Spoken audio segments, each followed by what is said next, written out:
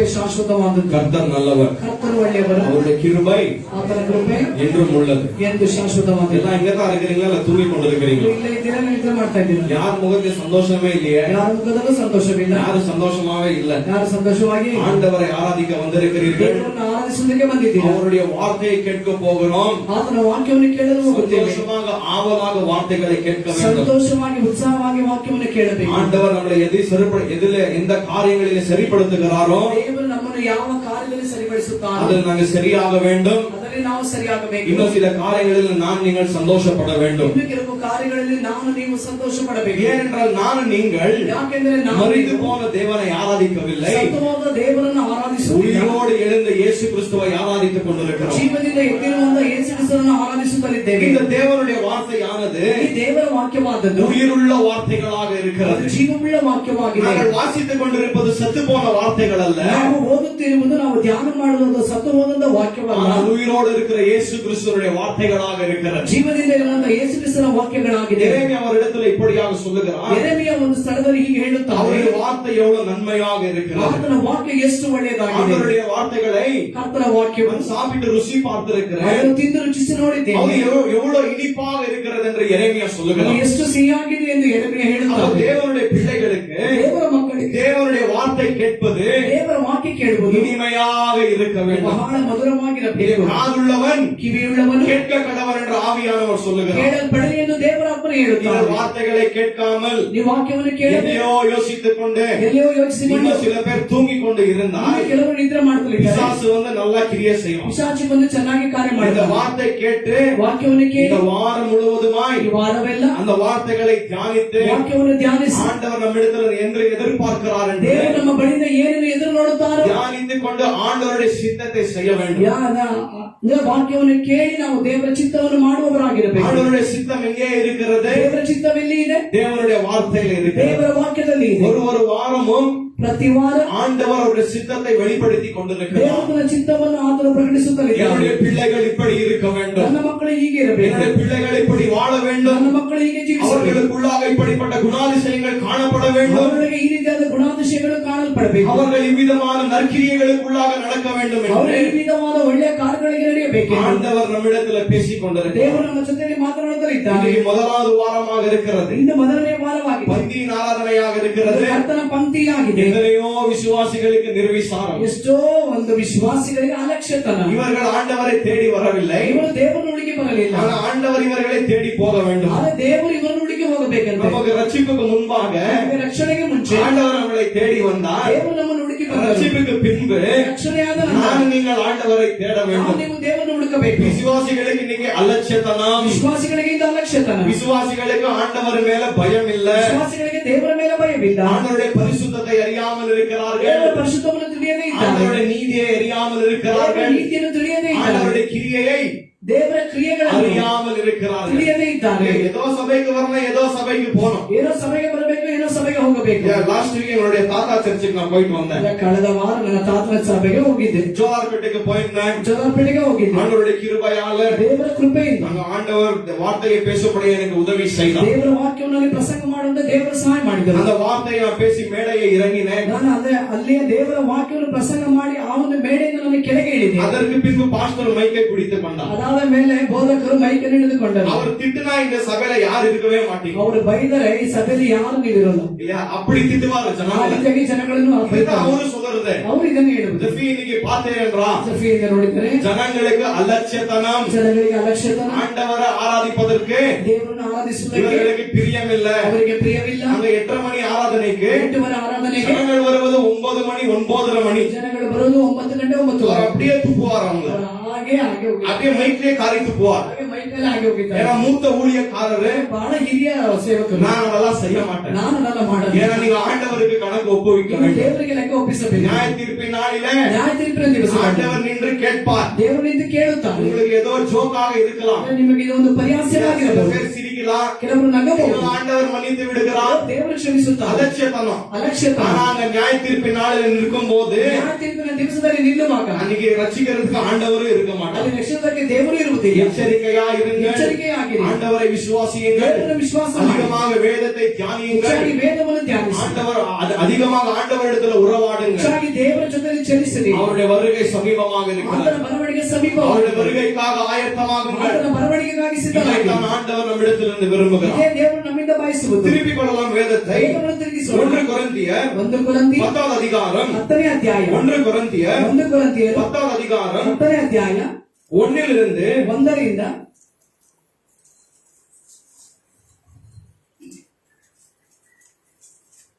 11வது வசனம் வரைக்கும் வாசிக்கலாம். 1 ಕೊರಿಂಥಿಯವರಿಗೆ ಬರೆದ ಪತ್ರಿಕೆ 10ನೇ ಅಧ್ಯಾಯ 1ರಿಂದ 11வது வசனம் வரைக்கும் வாசிக்கலாம். 11ನೇ ವಚನದವರೆಗೂ ನೋಡೋಣ. யாராவது சத்தமாக வாசிங்க. ಶಬ್ದವಾಗಿ ಓದಿರಿ. இப்படி இருக்க சகோதரரே, நீங்கள் எவைகளை அறிய வேண்டும் என்றிருக்கிறது என்றால், நம்முடைய பிதாக்கள் எல்லாரும் மேகத்துக்கு கீழாய் இருந்தார்கள், எல்லாரும் சமுத்திரத்தின் வழியாய் நடந்து வந்தார்கள், எல்லாரும் மோசேக்குள்ளாக மேகத்தினாலும் சமுத்திரத்தினாலும் ஞானஸ்தானம் பண்ணப்பட்டார்கள், எல்லாரும் ஒரே ஞான போஜனத்தை புசித்தார்கள், எல்லாரும் ஒரே ஞானப்பானத்தை குடித்தார்கள். எப்படி எனில் அவர்களோடு கூட சென்ற ஞான கண்மலின் தண்ணீரை குடித்தார்கள், அந்த கண்மலை கிறிஸ்துவே. அப்படி இருந்தும் அவர்களில் அதிகமான பேர்களிடத்தில் தேவன் பிரியமாய் இருந்ததில்லை. ஆதலால் வனாந்தரத்திலே அவர்கள் அழிக்கப்பட்டார்கள். அவர்கள் இச்சித்ததை போல நாமும் பொல்லாங்கானவைகளை இச்சியாதபடிக்கு இவைகள் நமக்கு திஷ்டாந்தங்களாக இருக்கிறது.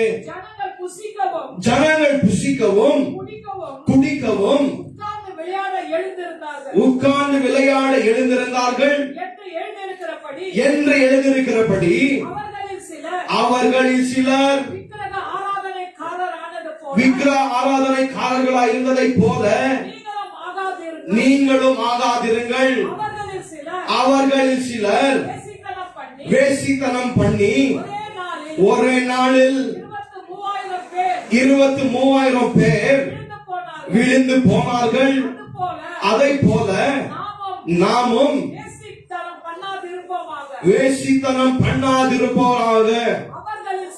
அவர்களில் சிலர் கிறிஸ்துவை பரீட்சை பார்த்து பாம்புகளால் அழிக்கப்பட்டார்கள். அதுபோல நாமும் கிறிஸ்துவை பரீட்சை பாராதிருப்போமாக. அவர்களில் சிலர் முறுமுறுத்து சங்காரக்காரனாலே அழிக்கப்பட்டார்கள். அது போலவே நீங்கள் முறுமுறுக்காதிருங்கள். 11வது வசனத்தை வாசிக்கலாம்.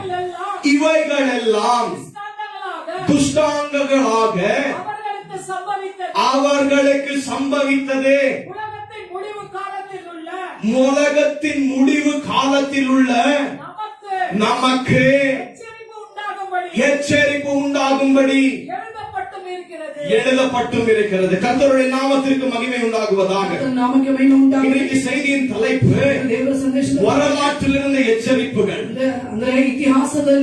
ಇತಿಹಾಸದ ಮೂಲಕ ಎಚ್ಚರಿಕೆ, வரலாற்றிலிருந்து ಇತಿಹಾಸದ ಮೂಲಕ எச்சரிக்கைகள் ஆண்டவர் நம்மிடத்தில் கொடுத்து கொண்டிருக்கிறார். ದೇವರು ನಮಗೆ ಕೊಡುತ್ತಾರೆ. அப்ப இந்த 11வது வசனத்தில் பவுல் இப்படியாக சொல்லுகிறார். 11ನೇ ವಚನದಲ್ಲಿ ಪೌಲನಿಗೆ இவைகள் எல்லாம் நமக்கு மாதிரியாக எழுதப்பட்டது, ನಮಗೆ ನಿದರ್ಶನ ರೂಪವಾಗಿ ಬರೆಯಲ್ಪಟ್ಟಿದೆ. ஏனென்றால் இந்த உலகத்தின் முடிவு வரப்போகிறது. ಲೋಕಕ್ಕೆ ಒಂದು ಅಂತ್ಯ நான் நீங்கள் இந்த உலகத்தின் முடிவில் வாழ்ந்து கொண்டிருக்கிறோம். ನಾನು ನೀವು இந்த ಲೋಕದ ಅಂತ್ಯದೊಳಗೆ ಜೀವಿಸುತ್ತಲಿದ್ದೇವೆ. நீங்கள் இப்படியாக ஜெபித்துக் கொண்டிருக்கிறோம். ನೀವು ಹೀಗೆ ಪ್ರಾರ್ಥಿಸುತ್ತೇವೆ, ஆண்டவரே உம்முடைய ராஜ்யம் வருவதாக. ನಿಮ್ಮ ರಾಜ್ಯ ಬರಲಿ. எப்பொழுது அந்த ஜெபத்தை நாங்கள் ஜெபித்துக் கொண்டிருக்கிறோமோ ಆ ಒಂದು ಪ್ರಾರ್ಥನೆಯನ್ನು ನಾವು ಮಾಡುತ್ತೇವೆ. அது பயங்கரமான ஜெபமாக இருக்கிறது. ಭಯಂಕರವಾದ ಪ್ರಾರ್ಥನೆಯಾಗಿದೆ. ஆண்டவர் அந்த நேரத்தில் என்ன செய்ய போகிறார்? ದೇವರು ಆ ಸಮಯದಲ್ಲಿ ಏನು ಮಾಡುತ್ತಾನೆ? இந்த உலகத்தை முடிவுக்கு கொண்டு வந்து ಒಂದು ಲೋಕವನ್ನು ಒಂದು ಅಂತ್ಯಕ್ಕೆ ಕೊಂಡು ಬಂದು அவருடைய நித்திய ராஜ்யத்தை ஸ்தாபிக்க போகிறார். ಅವರ ನಿತ್ಯ ರಾಜ್ಯವನ್ನು ಸ್ಥಾಪಿಸುತ್ತಾರೆ. பாவிகளை ஆண்டவர்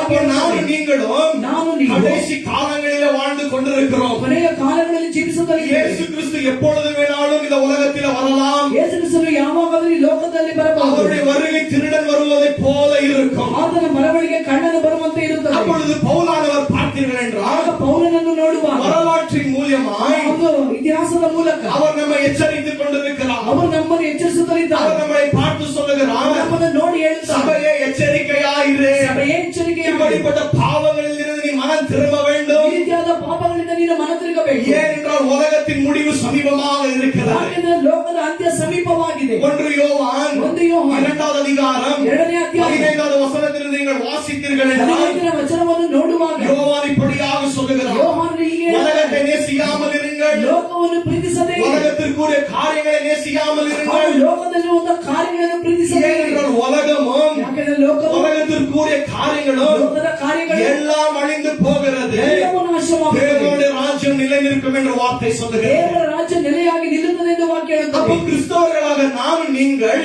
ಕ್ರೈಸ್ತರಾದ இந்த ನಾವು உலகத்திலே தான் இருக்கிறோம். ಲೋಕದಲ್ಲೇ ಇದ್ದೇವೆ. ஆனால் இந்த உலகத்திற்கு நாங்கள் சேர்ந்தவர்கள் அல்ல என்ற வார்த்தை ಆದರೆ ಈ சொல்லுகிறது. ಲೋಕಕ್ಕೆ ನಾವು ಸೇರಿದವರಲ್ಲ ಎಂದು ವಾಕ್ಯ ஏனென்றால் ಹೇಳುತ್ತದೆ. ஆண்டவர் என்ன செய்திருக்கிறார்? ದೇವರು ಏನು நம்மை ಮಾಡಿದ್ದಾನೆ? பிசாசினுடைய ராஜ்யத்தில் இருந்து ನಮ್ಮನ್ನು ಪಿಶಾಚಿಯ ರಾಜ್ಯದಿಂದ நம்முடைய குமாரனின் ராஜ்யத்திற்கு நம்மளை ஆண்டவர் மாற்றியிருக்கிறார். ತನ್ನ ಕುಮಾರನ ರಾಜ್ಯಕ್ಕೆ ನಮ್ಮನ್ನು ಮಾರ್ಪಡಿಸಿದ್ದಾರೆ. இப்பொழுது நம்முடைய குடியிருப்பு எங்கே இருக்கிறது? ಈಗ ನಮ್ಮ ವಾಸಸ್ಥಳ ಎಲ್ಲಿ ಇದೆ? பரலோகம் என்று வார்த்தை சொல்லுகிறது. ಪರಲೋಕ ಎಂದು ವಾಕ್ಯ இந்த ಹೇಳುತ್ತದೆ. உலகத்திலே நாம் நீங்கள் பரதேசிகளாக ಈ இருக்கிறோம். ಲೋಕದಲ್ಲಿ ನಾನು ನೀವು ಪರದೇಶಿಗಳಾಗಿದ್ದೇವೆ. பேதுரு இப்படியாக சொல்லுகிறார், ಪೇತ್ರನಿಗೆ ಹೇಳುತ್ತಾನೆ, நான் நீங்கள் இந்த உலகத்திலே பரதேசிகளை போல வாழ ನಾವು வேண்டும். ನೀವು ಈ ಲೋಕದಲ್ಲಿ ಪರದೇಶಿಗಳ ಹಾಗೆ ಜೀವಿಸಬೇಕು. ஏனென்றால் இந்த உலகமானது ಯಾಕಂದ್ರೆ ಈ ಲೋಕ நம்முடைய வீடல்ல, ನಮ್ಮ ಮನೆಯ நம்முடைய வீடு பரலோகத்திலே ನಮ್ಮ இருக்கிறது. ಮನೆ ಪರಲೋಕದಲ್ಲಿ ಇದೆ. ஆண்டவர் தேவரு நம்முடைய ராஜ்யத்தை ஸ்தாபிக்க வர ತನ್ನ போகிறார். ರಾಜ್ಯವನ್ನು ಸ್ಥಾಪಿಸಲು ಬರುತ್ತಾರೆ. அப்பொழுது ஆண்டவராக இயேசு கிறிஸ்து இடத்துல என்ன சொல்லிக் கொண்டிருக்கிறார்? ಕರ್ತನಾದ ಯೇಸು ಕ್ರಿಸ್ತನು ಈ ಸ್ಥಳದಲ್ಲಿ ಏನು ಹೇಳುತ್ತಾರೆ? இந்த 1 கொரிந்தியர் புத்தகம் நீங்கள் வாசித்தீர்கள் என்றால் ಒಂದು ಕೊರಿಂಥಿಯರಿಗೆ ಬರೆದ ಪತ್ರಿಕೆ ನೀವು ಓದುವಾಗ இந்த சபையில விசுவாசிகளானவர்கள் ಸಭೆಯಲ್ಲಿದ್ದ ವಿಶ್ವಾಸಿಗಳು ஆவிக்குரிய வளர்ச்சி இல்லாமல் வாழ்ந்து கொண்டிருக்கிறார்கள். ಆತ್ಮಿಕವಾದ ಜೀವಿತದಲ್ಲಿ ಬೆಳವಣಿಗೆ ಇಲ್ಲದೆ ಜೀವಿಸುತ್ತಿದ್ದಾರೆ. இவர்களுடைய வாழ்க்கையில எல்லா விதமான பாவங்கள் இருக்கிறது. ಇವರ ಜೀವಿತದಲ್ಲಿ ಎಲ್ಲಾ ವಿಧವಾದ ಪಾಪಗಳಿದ್ದಾವೆ. இவர்கள் பிறந்த குழந்தைகளைப் போல இருக்கிறார்கள். ಇವರು ಹುಟ್ಟಿದ ಮಕ್ಕಳ ಹಾಗೆ ಇದ್ದಾರೆ. இவர்கள் எல்லா விதமான அக்கிரமங்களிலே ஈடுபட்டுக் கொண்டிருக்கிறார்கள். ಎಲ್ಲಾ ವಿಧವಾದ ಅಕ್ರಮಗಳಲ್ಲಿ ಭಾಗವಹಿಸುತ್ತಿದ್ದಾರೆ. விபச்சாரத்திலே வேசித்தனத்திலே வாழ்ந்து கொண்டிருக்கிறார்கள். ವ್ಯಭಿಚಾರದಲ್ಲಿ ವೇಷದಲ್ಲಿ ಜೀವಿಸುತ್ತಿದ್ದಾರೆ. இவர்கள் சபைகளுக்குள்ளாகவே சண்டை போட்டுக் கொண்டிருக்கிறார்கள். ಇವರು ಸಭೆಯೊಳಗೆ ಜಗಳ ಮಾಡುತ್ತಿದ್ದಾರೆ. நான் அந்நிய பாஷை பேசுகிறேன், ನಾನು ಅನ್ಯ ಭಾಷೆ ಮಾತಾಡುತ್ತೇನೆ. நான் ஆண்டவருடைய பார்வையில பெரிய சிறந்தவன் என்று சொல்லுகிறார்கள். ನಾನು ದೇವರ ದೃಷ್ಟಿಯಲ್ಲಿ ದೊಡ್ಡವನೆಂದು ಹೇಳುತ್ತಾರೆ. ஆனால் பவுல் சொல்லுகிறார், ಆದರೆ ಪೌಲನು உன்னிடத்தில் அன்பு இல்லாவிட்டால் ನಿನ್ನಲ್ಲಿ ಪ್ರೀತಿ நீ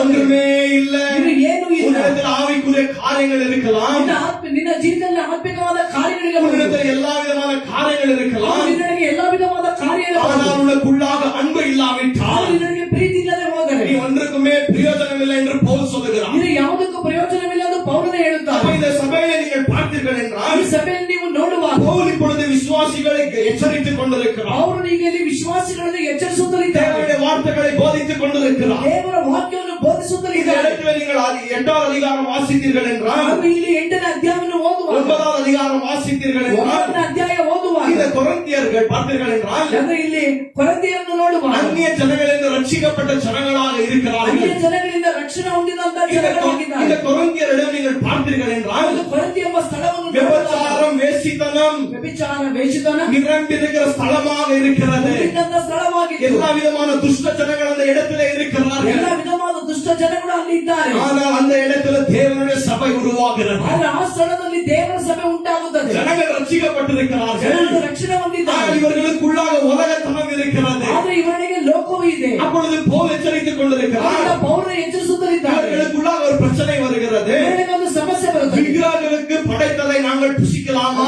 ವಿಗ್ರಹದ ಮುಂದೆ ಇಟ್ಟಿದಂತ ಒಂದು ಕಾರ್ಯಗಳನ್ನು ನಾವು ತಿನ್ನಬಹುದು. அப்ப இந்த ரட்சிக்கப்பட்ட விசுவாசிகள் என்ன செய்து ರಕ್ಷಣೆ கொண்டிருக்கிறார்கள்? ಹೊಂದಿದ ವಿಶ್ವಾಸಿಗಳು ಏನು ಮಾಡುತ್ತಲಿದ್ದಾರೆ? அந்நிய ஜனங்களின் தேவாலயத்திற்குள்ளாக பிரவேசித்து ಅನ್ಯ ಜನಗಳ ದೇವರ ಆಲಯಗಳಿಗೆ ಪ್ರವೇಶ ಮಾಡಿ விக்கிரகங்களுக்கு படைத்ததை இவர்கள் புசித்துக் கொண்டு ವಿಗ್ರಹಕ್ಕೆ ಮುಂಭಾಗ ಇಟ್ಟಿದಂತ ಕಾರ್ಯಗಳನ್ನು ಇವರು ತಿನ್ನುತ್ತಾರೆ. இவர்கள் விபச்சாரத்திலே வேசித்தனத்திலே ஈடுபட்டார்கள். ಆಗ ಇವರುಗಳು ವ್ಯಭಿಚಾರದಲ್ಲಿ ವೇಷದಲ್ಲಿ ಇವರುಗಳು ಭಾಗವಹಿಸಿದರು. அப்பொழுது பவுல் சொல்லுகிறார், ಆಗ ಪೌಲನು நீங்கள் ಹೇಳಿದ್ದಾನೆ, அப்படிப்பட்ட காரியங்களிலிருந்து விட்டு விலகி ஓடுங்கள். ನೀವು ಆ ರೀತಿಯ ಕಾರ್ಯಗಳನ್ನು ಬಿಟ್ಟು ಓಡಿರಿ. ஏனென்றால் நீங்கள் தேவனுடைய பரிசுத்த திருச்சபையாக இருக்கிறீர்கள். ಯಾಕೆಂದ್ರೆ ನೀವೇ ದೇವರ ಪರಿಶುದ್ಧವಾದ ಸಭೆಯಾಗಿದ್ದೀರಾ. நான் நீங்கள் ஆண்டவருடைய ரத்தத்தினாலே கழுவப்பட்ட ஜனங்களாக இருக்கிறோம். ದೇವರ ಪರಿಶುದ್ಧವಾದ ರಕ್ತದಿಂದ ತೊಳೆಯಲ್ಪಟ್ಟ ಮಕ್ಕಳಾಗಿದ್ದೇವೆ. ஆண்டவர் தம்முடைய சொந்த ரத்தத்தினால் நம்மளை சம்பாதித்திருக்கிறார் என்று பவுல் இந்த ஜனங்களுக்கு சொல்லிக் ದೇವರು ತನ್ನ கொடுத்திருக்கிறார். ಸ್ವಂತ ರಕ್ತದಿಂದ ನಮ್ಮನ್ನು ಸಂಪಾದಿಸಿದ್ದಾರೆ ಎಂದು ಪೌಲನು ಆ ಜನಗಳಿಗೆ ಹೇಳುತ್ತಿದ್ದಾರೆ. அப்பொழுது பவுலானவர் இந்த கொரிந்திய சபை ஜனங்களுக்கு ಕೊರಿಂಥ ಸಭೆ சில ಜನಗಳಿಗೆ காரியங்களை எழுதுகிறார், எச்சரித்துக் கொண்டிருக்கிறார். ಕೆಲವು ಕಾರ್ಯಗಳನ್ನು ಬರೆಯುತ್ತಾ ಎಚ್ಚರಿಸುತ್ತಿದ್ದಾರೆ. 9வது அதிகாரம் 9ನೇ ಅಧ್ಯಾಯ 24 27வது வசனம் வரைக்கும் வாசிக்கலாம். 24ರಿಂದ 27ನೇ ವಚನದವರೆಗೆ ನೋಡೋಣ. 1 கொரிந்தியர் ಕೊರಿಂಥಿ 9வது அதிகாரம் 9ನೇ ಅಧ್ಯಾಯ 24 27வது வசனம் வரைக்கும் 24ರಿಂದ வாசிக்கலாம். 27ನೇ ವಚನದವರೆಗೆ ನೋಡೋಣ. பந்தய சாலையில் ஓடுகிறவர்கள் எல்லோரும் ஓடுவார்கள், ஆகிலும் ஒருவனே பந்தயத்தை பெறுவான் என்று அறிவீர்களா? நீங்கள் பெற்றுக்கொள்ளத்தக்கதாக ஓடுங்கள். பந்தயத்திற்கு போராடுகிறவர்கள் யாவரும் எல்லாவற்றிலேயும் இச்சையடக்கமாயிருப்பார்கள். அவர்கள் அழிவுள்ள கிரீடத்தை பெறும்படிக்கு அப்படி செய்கிறார்கள். நாமோ அழிவில்லாத கிரீடத்திற்கு பெறும்படிக்கு அப்படி செய்கிறோம். ஆதலால் நான் நிச்சயமில்லாதவனாக ஓடேன், ஆகாயத்தை அடிக்கிறவனாக சிலம்பம் பண்ணு. மற்றவர்களுக்கு பிரசங்கம் பண்ணுகிற நானே ஆகாதவனை போகாதபடிக்கு என் சரீரத்தை ஒடுக்கி கீழ்ப்படுத்துகிறேன். கர்த்தருடைய நாமத்திற்கு மகிமை உண்டாகுவதாக. அப்படி இந்த 10வது அதிகாரத்திற்கும் இந்த 24லிருந்து 27வது வசனம் இருக்கிறது இல்லையா? அதுக்கு ஒரு கனெக்ஷன், ஐக்கியம் இருக்கிறது. அப்படி இந்த இடத்துல பவுல் பார்த்தீர்கள் என்றால் ஒரு ஓட்டக்காரனை குறித்து பேசுகிறார். ಓಡುವಂತ ಓಟಗಾರನ ಕುರಿತಾಗಿ யார் இந்த அத்லெட்டிக்ஸ்ல பார்ட்டிசிபேட் பண்றாங்களோ ರನ್ನಿಂಗ್ ರೇಸ್ ಅಲ್ಲಿ ಅದರಲ್ಲಿ ಭಾಗವಹಿಸುತ್ತಾರೆ. அவர்கள் என்ன செய்வார்கள்? அப்படியே போய் ஓட மாட்டார்கள். ಹಾಗೆ ಓಡುವುದು எத்தனையோ மாத காலங்கள், ಎಷ್ಟೋ ತಿಂಗಳುಗಳು, எத்தனையோ வருட காலங்கள் ವರ್ಷಗಳು இவர்கள் என்ன செய்வார்கள்? அதற்காக பிரயாசப்படுவார்கள். ಪ್ರಯಾಸ ಪಡುತ್ತಾರೆ. அந்த ஒரு நாள் ஓடுவதற்காக ದಿವಸ ಓಡುವುದಕ್ಕೆ இவர்கள் ஒரு வருட காலம் பிராக்டிஸ் செய்வார்கள். 1 ವರ್ಷಗಳ ಕಾಲ ಅವರು ಅಭ್ಯಾಸ ಮಾಡುತ್ತಾರೆ. இந்த யார் இந்த ஸ்போர்ட்ஸ்ல ஈடுபடுகிறார்களோ ಯಾರು ಈ ಒಂದು ಓಟದಲ್ಲಿ ಭಾಗವಹಿಸುತ್ತಾರೆ இவர்களுக்கு என்ன அவசியமாக இருக்கிறது? ಅವರಿಗೆ ಏನು ಅವಶ್ಯಕತೆಯಾಗಿದೆ? இச்சையடக்கம் அவசியமாக இருக்கிறது. ಅಡಗಿಸುವುದು ಅವಶ್ಯಕತೆಯಾಗಿದೆ. அவர்களுக்கு பிடித்த காரியங்களை அவர்கள் சாப்பிட முடியாது. ಅವರಿಗೆ ಇಷ್ಟವಾದಂತ ಕಾರ್ಯಗಳನ್ನು ಅವರು ತಿನ್ನಲಾಗುವುದಿಲ್ಲ. அவர்கள் தேவையான காரியங்களை அவர்கள் செய்ய முடியாது. ಅವರು ಇಷ್ಟಪಟ್ಟಂತ ಕಾರ್ಯಗಳನ್ನು ಅವರು ಮಾಡಲಾಗುವುದಿಲ್ಲ. சரியான நேரத்திற்கு எழுந்திருக்க வேண்டும், ಸರಿಯಾದ ಸಮಯಕ್ಕೆ ಏಳಬೇಕು, சரியான நேரத்திற்கு தூங்க வேண்டும், ಸರಿಯಾದ ಸಮಯಕ್ಕೆ ನಿದ್ರಿಸಬೇಕು, சரியான உணவை சாப்பிட வேண்டும், ಸರಿಯಾದ ಊಟವನ್ನು ಮಾಡಬೇಕು. அப்ப இவர்களுக்கு இச்சையடக்கம் அவசியமாக இருக்கிறது. ಆದ್ದರಿಂದ ಇವರು ಅಂದ್ರೆ ತಮ್ಮ ಇಚ್ಛೆಗಳನ್ನು ಅಡಗಿಸುವುದು ಬಹಳ ಮುಖ್ಯವಾಗಿದೆ. அப்பொழுது அப்போஸ்தலனாகிய பவுல் என்ன சொல்லுகிறார்கள்? ಪೌಲನು ಏನು ಹೇಳಿದ? கிறிஸ்தவர்களாகிய நானும் நீங்களும் ಕ್ರೈಸ್ತರಾಗಿರುವಂತ ನಾನು ನೀವು கிறிஸ்தவ ஓட்டத்தில் பங்கு பெற்றுக் கொண்டிருக்கிறோம். ಒಂದು ಓಟದಲ್ಲಿ ನಾವು ಕೂಡ ಪಾಲುಗಾರರಾಗಿದ್ದೇವೆ. கிறிஸ்தவ வாழ்க்கை என்பது ಕ್ರೈಸ್ತರ ಜೀವಿತ ஒரு ஓட்டமாக இருக்கிறது. ಓಟವಾಗಿದೆ. உங்களுக்கு பிடித்த மாதிரி நீங்கள் ஓட முடியாது. ಇಷ್ಟ ಬಂದಂತೆ ನೀವು ಓಡಲಾಗುವುದಿಲ್ಲ. உங்களுக்கு பிரியமான காரியங்களை நீங்கள் செய்ய முடியாது. ಇಷ್ಟವಾದ ಕಾರ್ಯಗಳನ್ನು ನೀವು ಮಾಡಲಾಗುವುದಿಲ್ಲ. நான் நீங்கள் ஆண்டவர் ரூல்ஸ் அண்ட் ரெகுலேஷன்ஸ் படி நான் நீங்கள் ஃபாலோ செய்யும்படியாக ನೀವು ದೇವರು ನಮಗೆ ಹೇಳಿರುವಂತಹ ಆ ಒಂದು ಕ್ರಮಬದ್ಧಗಳನ್ನು ಹಿಂಬಾಲಿಸಿ ನಡೆಯಬೇಕು. அப்போஸ்தலனாகிய பவுல் இந்த இடத்துல நமக்கு தெளிவாக சொல்லுகிறார். ಪೌಲನು ನಮಗೆ ಇಲ್ಲಿ ಸ್ಪಷ್ಟವಾಗಿ ಬಂದಿದ್ದಾರೆ. அப்போ இந்த உலகத்தார்கள் ಈ ಲೋಕದವರು அழிந்து போகக்கூடிய ನಾಶವಾಗುವಂತ பரிசுத்துக்காக ಅವರಿಗೆ ಬಿರುದುಗಾಗಿ எல்லா விதமான பிரயாசம் படுகிறார்கள். ಎಲ್ಲಾ ವಿಧವಾದ ಪ್ರಯಾಸ ಪಡುತ್ತಾರೆ. ஆனால் நானும் நீங்களும் ನಾನು ನೀವು அதற்கு அழிவே இல்லாத கிரீடத்திற்காக ನಾಶವಾಗದೇ ಇರುವಂತ ಕಿರೀಟ பிரயாசப்பட வேண்டும் என்று ಅದಕ್ಕಾಗಿ ಪ್ರಯಾಸ ಮಾಡಬೇಕು. அப்போஸ்தலனாகிய பவுல் நமக்கு தெளிவாக சொல்லுகிறார். ಪೌಲನು ನಮಗೆ ಹೇಳಿದ அப்ப நமக்கு பிடித்த மாதிரி நான் நீங்கள் என்ன செய்ய முடியாது. ಇಷ್ಟ ಬಂದ ಹಾಗೆ ನಾನು ನೀವು ಏನು இந்த ಮಾಡಲಾಗುವುದಿಲ್ಲ. கிறிஸ்தவ ஓட்டத்தை ஓட முடியாது. ಓಟವನ್ನು அப்ப ಓಡಲಾಗುವುದಿಲ್ಲ. இது மனதில் வைத்துக் கொண்டு ಮನಸ್ಸಿನಲ್ಲಿ ಇಟ್ಟು அப்போஸ்தலனாகிய பவுலானவர் ಪೌಲನು இந்த 10வது அதிகாரத்தை எழுதுகிறார். 10ನೇ ಅಧ್ಯಾಯವನ್ನು ಬರೆಯುತ್ತಾರೆ. இப்போ 1வது வசனத்தை நான் நீங்கள் வாசிக்கலாம். 1ನೇ ವಚನವನ್ನು ನಾವು ನೀವು ಓದೋಣ. 10:1 1 கொரிந்தியர் 10:1 இப்படி இருக்க சகோதரரே நீங்கள் எவைகளை அறிய வேண்டும் என்று இருக்கிறீர்கள் என்று நம்முடைய பிதாக்கள் எல்லாரும் நம்முடைய பிதாக்கள் எல்லோரும் வேதத்துக்கு கீழாய் இருந்தார்கள். வேத எல்லாரும் சமுத்திரத்தின் வழியாய் நடந்து வந்தார்கள்.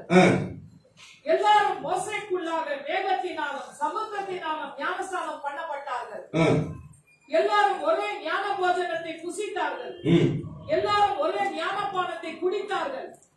எப்படி எனில் அவர்களோடு கூட சென்ற ஞான கண்மலின் தண்ணீரை குடித்தார்கள். ஆமென். கர்த்தருடைய நாமத்திற்கு மகிமை உண்டாகுவதாக. ಕರ್ತನ ನಾಮಕ್ಕೆ ಮಹಿಮೆ ಉಂಟಾಗಲಿ. அப்பொழுது இந்த இடத்துல அப்போஸ்தலர் பவுலானவர் ಅಪೊಸ್ತಲನಾದ ಪೌಲನು வரலாற்றிலிருந்து நமக்கு எச்சரிப்புகளை கொடுத்து கொண்டிருக்கிறார். ಚರಿತ್ರೆಯ ಮೂಲಕವಾಗಿ ನಮ್ಮನ್ನು ಎಚ್ಚರಿಸುತ್ತಲಿದ್ದಾನೆ. இவர்கள் இஸ்ரேல் ஜனங்களை குறித்து இங்க பவுல் எழுதுகிறார். ಇಸ್ರಾಯೇಲ್ ಜನಗಳನ್ನು ಕುರಿತಾಗಿ ಪೌಲನು ಬರೆಯುತ್ತಾನೆ. நான் நீங்கள் யூதாவில வாசித்திருக்கிறோம். ನೀವು ಅಂದ್ರೆ ಈ ಒಂದು ಕಾರ್ಯವನ್ನು ಅಂದ್ರೆ ಯೂದ ಬರೆದ ಪತ್ರಿಕೆಯಲ್ಲಿ ಓದಿದ್ದೇವೆ. ஆண்டவர் என்ன சொல்லியிருக்கிறார்? 5வது வசனத்திலே ದೇವರು ಏನು ಹೇಳಿದ್ದಾರೆ 5ನೇ ವಚನದಲ್ಲಿ? ஆண்டவர் சில இஸ்ரேல் ஜனங்களை ரட்சித்த பின்பு ರಕ್ಷಿಸಿದ ನಂತರ கீழ்ப்படியாதவர்களை ಅವಿಧೇಯರಾಗಿದ್ದವರು ஆண்டவர் என்ன செய்தார்? ದೇವರು ಏನು ಮಾಡಿದರು? அழித்து விட்டார் என்று வார்த்தை சொல்லுகிறது. ಎಂದು ವಾಕ್ಯ ಹೇಳುತ್ತದೆ. அப்ப இந்த வார்த்தைக்கும் இந்த வார்த்தைக்கும் கனெக்ஷன் ಈ இருக்கிறது. ವಾಕ್ಯಕ್ಕೂ ಈ ವಾಕ್ಯಕ್ಕೂ ಸಂಬಂಧ ಉಂಟು. அப்ப இந்த வார்த்தைகள் நான் நீங்கள் புரிந்து கொள்ள ಈ வேண்டும். ವಾಕ್ಯವನ್ನು ನಾವು ಅರ್ಥ இந்த ಮಾಡಿಕೊಳ್ಳಬೇಕು. இஸ்ரேல் ஜனங்கள் இஸ்ரேல் ஜனங்கள் ஆண்டவரால் தெரிந்து கொள்ளப்பட்ட ஜனங்களாக ದೇವರಿಂದ இருந்தார்கள். ಆರಿಸಲ್ಪಟ್ಟಂತ ಜನಗಳಾಗಿದ್ದರು. ஆண்டவர் ஆபிரகாம் ஈசாக்கு யாக்கோபை அழைத்து